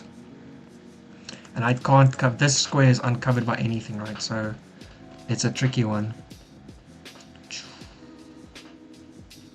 Take, king takes onto this file. No, because this pawn's hanging as well. Oh, tricky stuff. Take, king takes, and then down here. You can come down, and you can check me. But my pawns are still safe on this side. Can you mate me? I think not. I think my bishop should be able to keep me from being mated. But you've got then 2 against 1 pawns on this side of the board, so it gets tricky.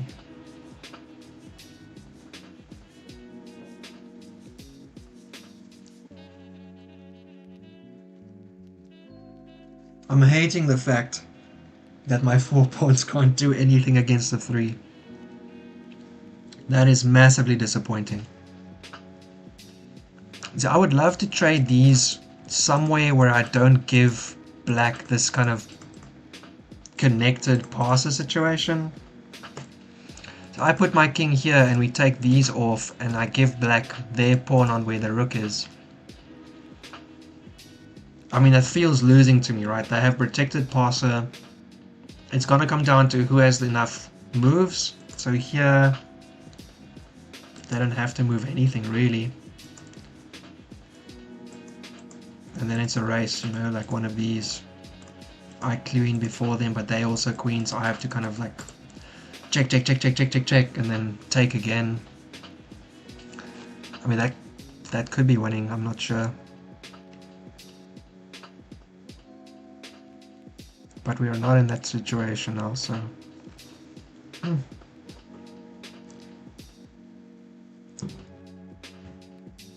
I think c5 is the move, by the way. I think c5 is the move.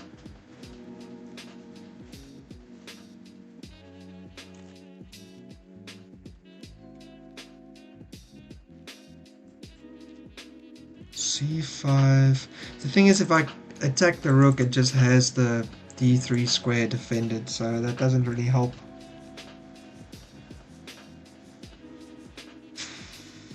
Take. I mean, take with your rook, I feel that doesn't really help much, because I can jump out of the way and I'm covering this and here.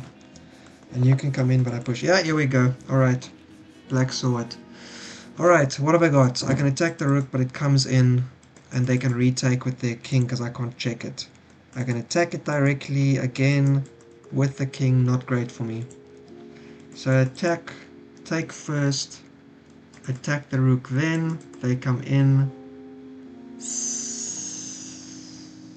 Very unsure what to do in that situation. Maybe over here. I mean, they're going to push down these pawns, right? So my other option is just to not take, and if they put past... No, if they put past, I take. Okay, so I think actually maybe not taking might be the move. Let's see. I go here, you go here.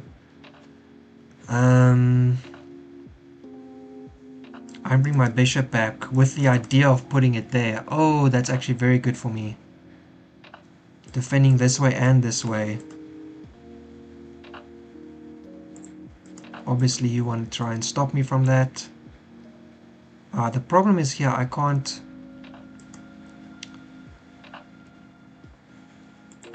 push because you can take it with your rook.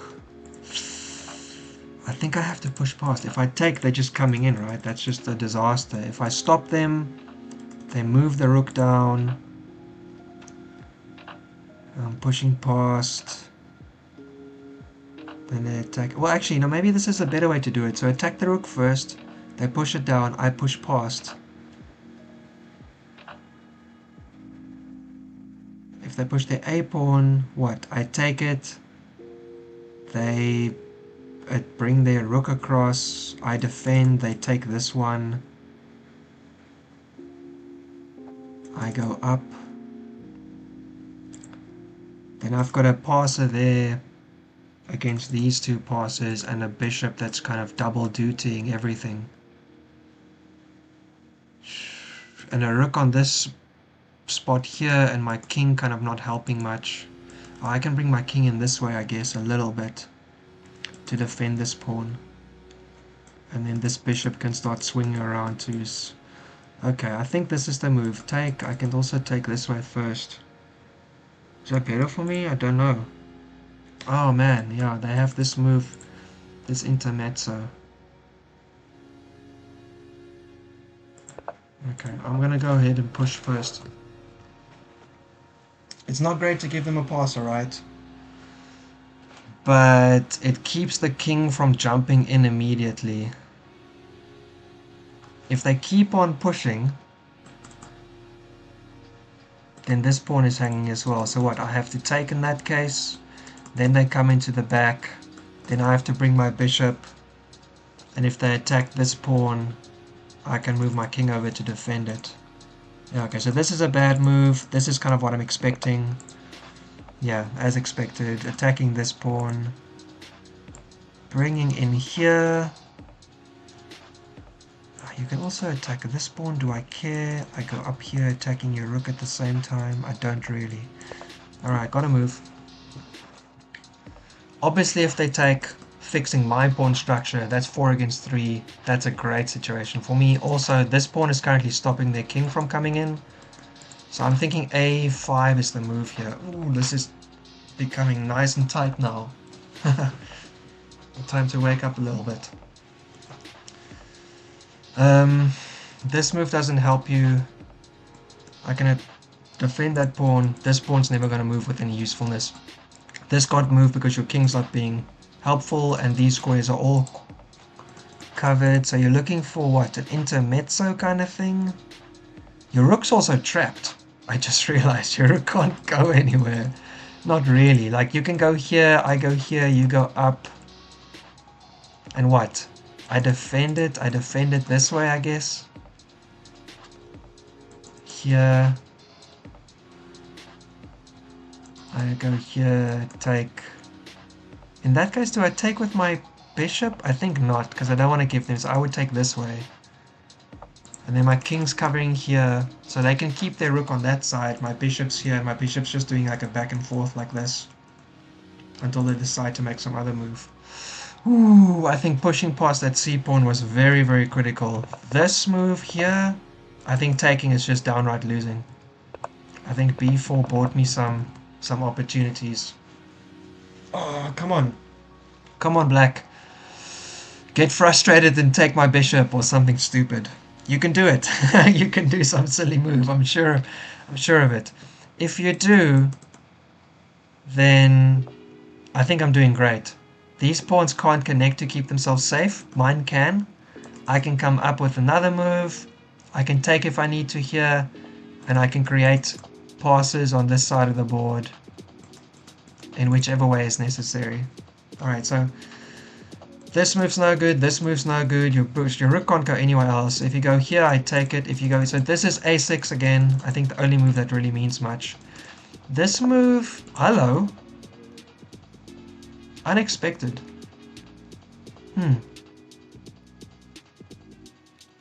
Okay, fair enough. So I'm obviously not going to give you connected passes. You go here, I go here. I still can't break through here because I need your rook to move.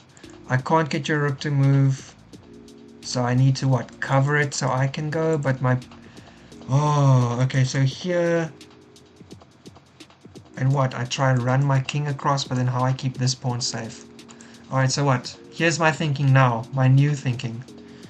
Push up to there, push my bishop, oh, sorry, push up to there, so pawns are here, bishop is here, covering this backwards pawn, covering this backwards pawn.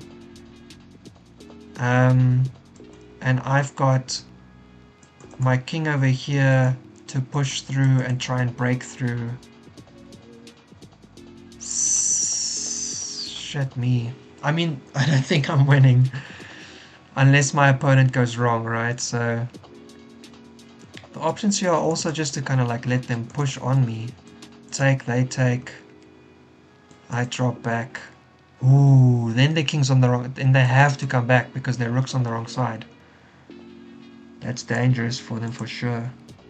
Take, take, block it, I take, they attack it, they get it, okay. Yo! Okay, so options, but no great ones unfortunately. I also can't move my king across until I put my bishop here, right? So this is kind of an unfortunate one. Alright, so I can do this. I can back and forth until they bring their king and make some passer situation happen here. Does that work though? So maybe they, you know, they get all their... Or is the king gonna come in? Can't really. Take there. Then I'm blocking your rook up. Come here, you can't defend it, can you? I don't think that works. I'm calling it, I don't think that works.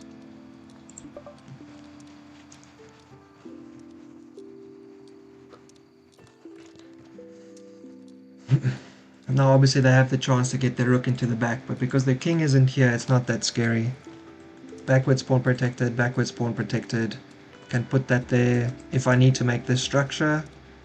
Most importantly, as soon as they move their rook, I get in.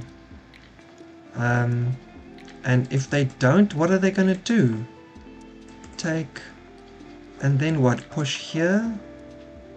Take, take, then I block you up. Then your rook's stuck. I actually don't think this works. I'm going to let them do their plan. I think this is the wrong one.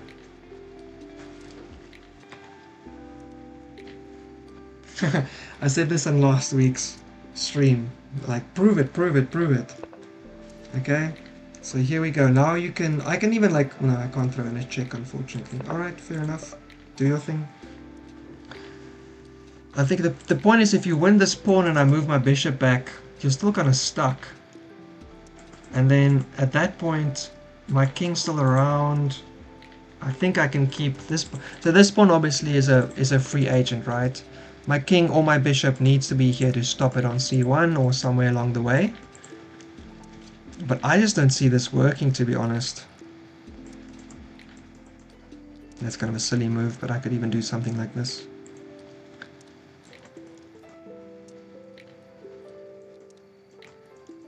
I can trade these off in a bad way, unfortunately, but not a good way. Doesn't work. Unless he like randomly takes the wrong way, then suddenly I've got a pass and they have to protect it. But I still can't queen on that square because I don't have the right bishop, so... Basically my only salvation lies in black going wrong. Or giving up. Going wrong or giving up. What a great situation to be in. What time is it? We're already past midnight. No wonder my wife fell asleep. Okay. I mean, honestly, I could even do this and let them take the pawn, because if I get there... This is actually a good point. If I do this and they take the pawn and I block their rook in, this is not a good situation to be in. Take there, then I guess you're gonna kind of come into this pawn, then I'm coming to take these pawns, you're coming to the back behind them to try and stop me from queening a pawn. I'm not stopping your h pawn, so then at this point I also have to like sack a pawn or something because I need to get my bishop around. Yeah, that's a bit dangerous obviously, but yeah. I can do this as well.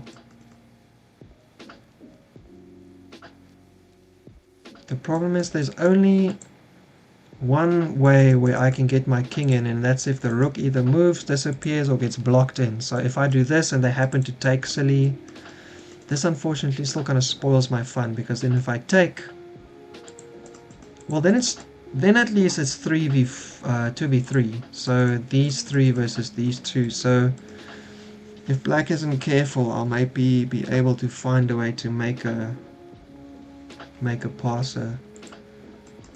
Here. Pity the situation is so tricky. And this rook obviously cuts off my king, right? So I'm kind of stuck with my king in this situation. There's nothing to hide behind. If I put my bishop here, I can't get out around it because the pawn is stopping me from doing that. What's the last few moves? Black has run their king back. I've been sitting waiting. Maybe they calculated and I realized they can't break through there. Oh goodness. Alright. I guess we'll see. Oh. It's gonna be a tough... Oh, okay. They've decided they can't do it. Fair enough. What if I take here now and then go back, and if they push... I take, they go back here... They take... I defend against it. I can take a pawn. The problem is I can't keep that h-pawn in check, unfortunately. Oh, okay. I guess they're gonna come with the other side of the board now. I mean, that honestly makes me feel like this is the only trick I have. But if they find f5 in that case... Check, and then they just come out again.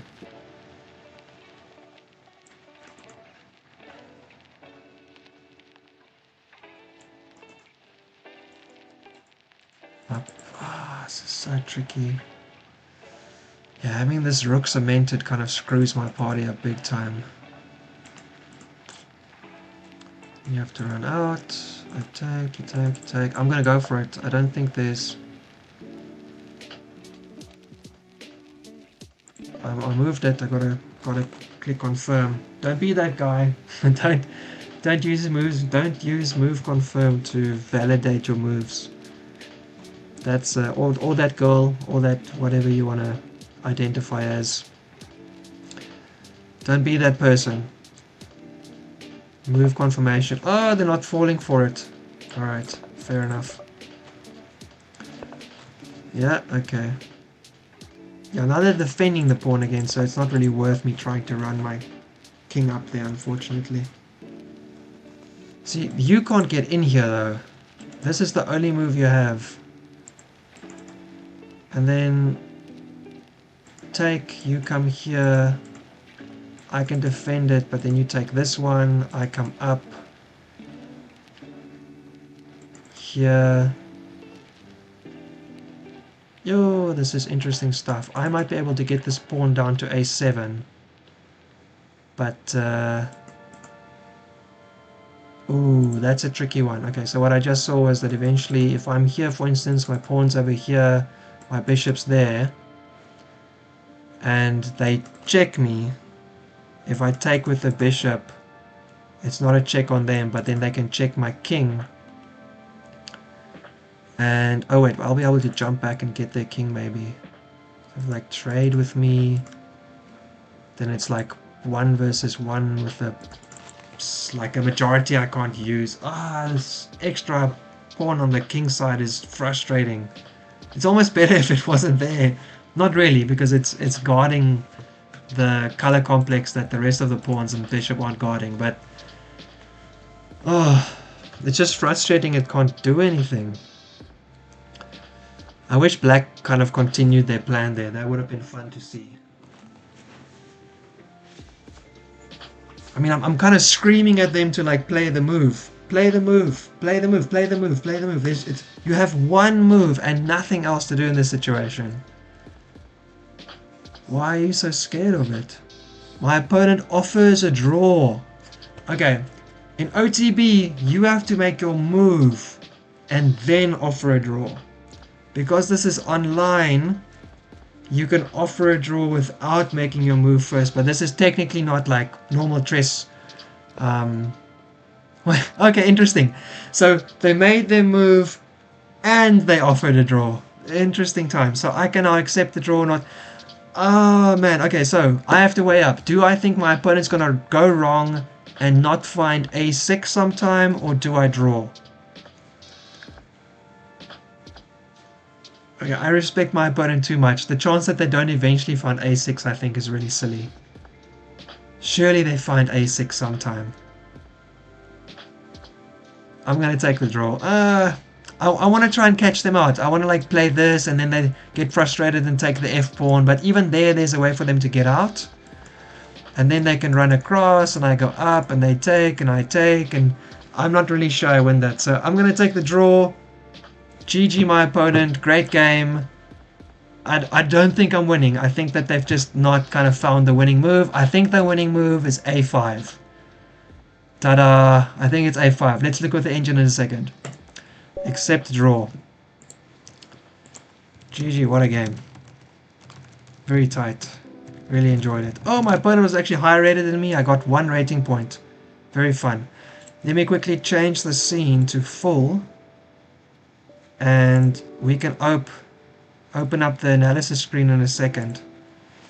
I streamed the game live, so you can go check the replay on YouTube later if you wish. I think a5 was the winning move here, but go look with the engine. I really misplayed my opening advantage, I think. Alright, doesn't look like my opponent is chatting much. Thank you very much for Transu, Falstan, Janek Monk, Gilbert, and someone who is anonymous. This might be my wife. Checking out the game. And now I'm finally allowed to check out what's happening in the stream. Yo yo yo! Thank you for checking out the game. It was a long one and a hard one. I had to fight to get a draw at the end there. Didn't think my opponent wouldn't find what I think is the winning move. A5. So we'll see. Our sound value is fine. Thank you, Transu. Right, I'm just scrolling through here. Motamort, Mike works, hello flips. Oh, thanks, Mots. Thanks, Martin. Appreciate the additional PC support, since I know that's what's going on. Go flippy, don't flop. Thank you very much. I do flippies and floppies. I will tell my wife thank you. Hello, very well. Ah, Barry Smith is Rock Womble. Cool, man. Nice to meet you. Now F4 develops with tempo. F4 develops with tempo. Knight F4. Knight F4. When I still had knights. I'm not even sure. Maybe you meant Knight F3. Or Bishop F4. Oh, Bishop F4. Bishop F4 with tempo. Okay, I'm not sure. Oh, unfortunately, YouTube doesn't have the timestamp, so I'm not sure where you said it. Are we discussing the moves here? You're welcome to discuss the moves here, Omer, but it's fine. Yeah, no one's reading it. I think some people use move confirmation to hack visuals, which I'm dead against. Chess Drummer 83, I get you. I hope you saw that I was trying really hard to make sure if I moved the piece, I did accept it. I don't think move confirmation should be used to help you visualize. If you can't go one move ahead, then it's definitely something you should work on. That said, I have, of course, also hung a piece and been like, oh, if I just looked at the position properly. This is more fun than things versus the cash. Yeah, man, I gotta be honest, the World Cup games, even in the past, it's too long.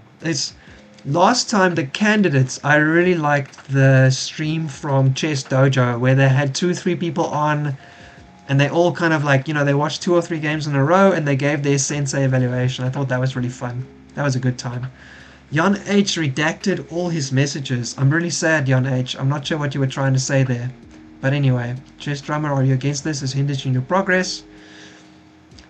Or do you mean it kind of gives you... I think it's a small edge, Meeks. Hello, Meeks. Transu also redacted his message. Guys, what's going on here? I need to get that king towards the center. Yeah, I would win this endgame against Sting. Just draw against Sting. Against Gukesh, though, yeah. Thanks, Transu, for checking out the stream, man. I appreciate it. I hope that you enjoyed spending some time on this. Maybe chess is a draw, I don't know. King is guarding e2. Yeah, he does. Sound volume is fine. I'm glad you're guys. Thank you very much. Pew pew. Great. Thanks for streaming, guys. I appreciate it. I'm going to quickly just go over to the analysis. Oh, Slugman replied. Fun game. Really finished well. I could not find a way in. Great stuff. Good night. You made great use of that middle game.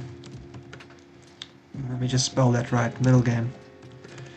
Alright, I'm going to click over to the analysis board. Let's have a look. Maybe someone already ran it. And yes, black is monstrously winning the entire time. I am so disappointed. Alright, let's see. Yes, okay, hang on. I'm going to turn on the engine now properly. There's a bunch of great moves here. Thank you very much. Go flippy, don't flop. I got it in both channels. I got it on YouTube and here. Thank you very much. Castlinks for nerves.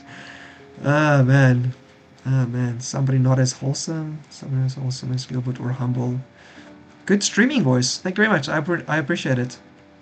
I see some of these comments were made on YouTube and in Lichess, great stuff. Alright, Gary, you came past now. Well, you're late, man, what's happening? You weren't watching the stream? I'm hurt. Alright, let me just quickly see here. Benoni, Benko Gambit, pawn return, e6. Knight c3, takes, knight c6, knight f3, rook b8, e4, shit, e4, alright, well, okay, e4, bishop up, oh, okay, yeah, I saw this, oh no, okay, yeah, I remember looking at this a little bit. Alright, my move, second most played though, Master's database, so it's not terrible. Very aggressive. Queen f6, only move. What happens if you play this? Then I take here and I get your extra pawn. And after you defend... Oh, is this actually worth it?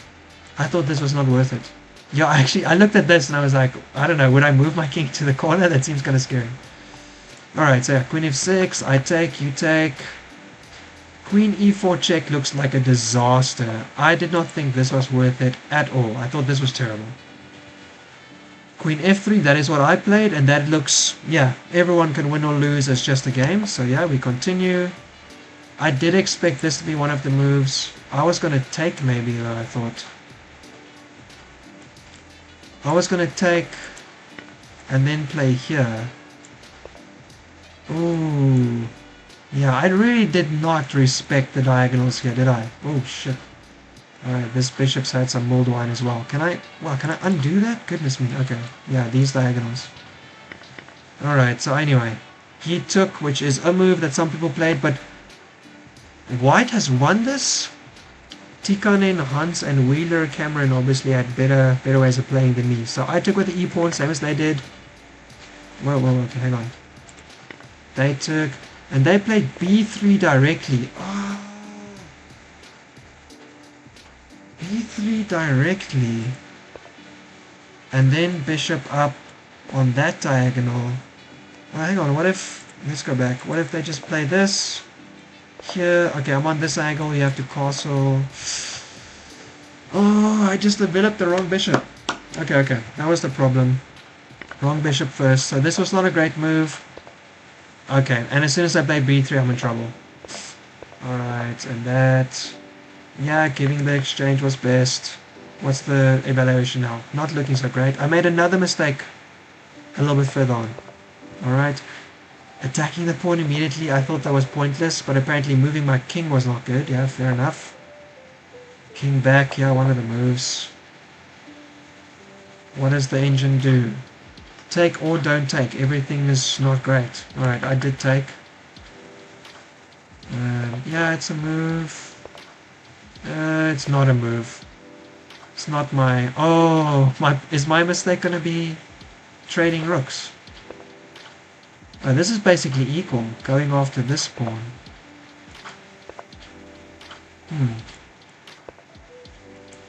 Interesting. Okay. I did consider here doing this, and then here, and then I thought they would push this way. And then I was even going to attack this maybe. I wonder if this might be worth it. -2. -2 if every pawn on the black side is isolated. Are you serious? What happens if I put my bishop here? Is the point that I can make no progress? I'll go here and your rook will be like checking me on the back or something. No way! I don't believe this position is -3. You gotta be lying. Rook was bullshit. Right. Ooh, okay. Konnichiwa. Konbanwa. Konbanwa. It's evening on my side, yeah, no more konnichiwas. It looks like my stream is not hanging very well if I'm doing this meanwhile. Okay. Okay, this is interesting because it basically... I'm just going to do this on the board because, I don't know. Okay, then they would have to go down there. You can't because I'm going to take one of these pawns, so that doesn't work. Alright, let's just go to the end where they offered a draw. And the best move, everything, but a5 is the point. I think a5 was black, had to find a5. And then I'm kind of shit out of luck. I would have taken, they would have gone here. I would have defended. They can take here. I can, what? I can't attack this really, but I can go up here. Yeah, from that pawn. If I defend, they just come loiter next to it. My king's stuck. Alright. Alright guys, so I got half a point in a situation where I was -5. This is why you play on.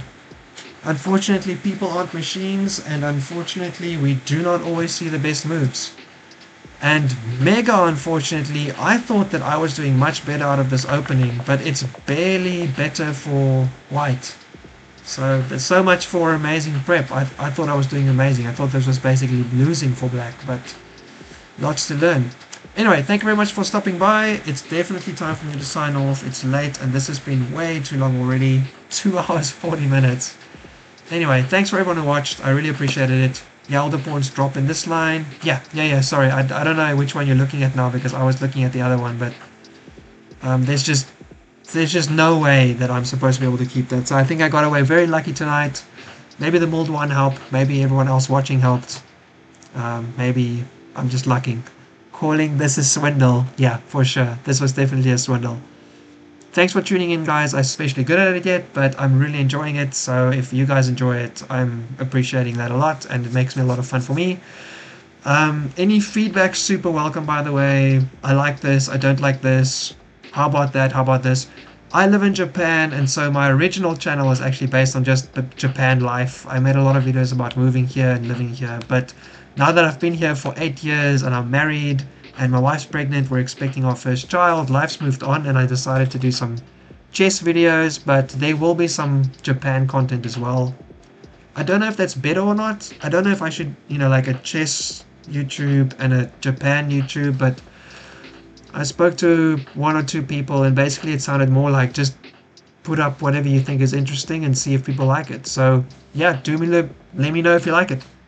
Thanks a lot for tuning in. I really appreciated it. The stream is super fun knowing that some people watched it. It was fun anyway, but maybe that's because I like the sound of my own voice or something. See you guys. Happy evening and happy weekend. Good luck with your games if you're still playing. Ciao.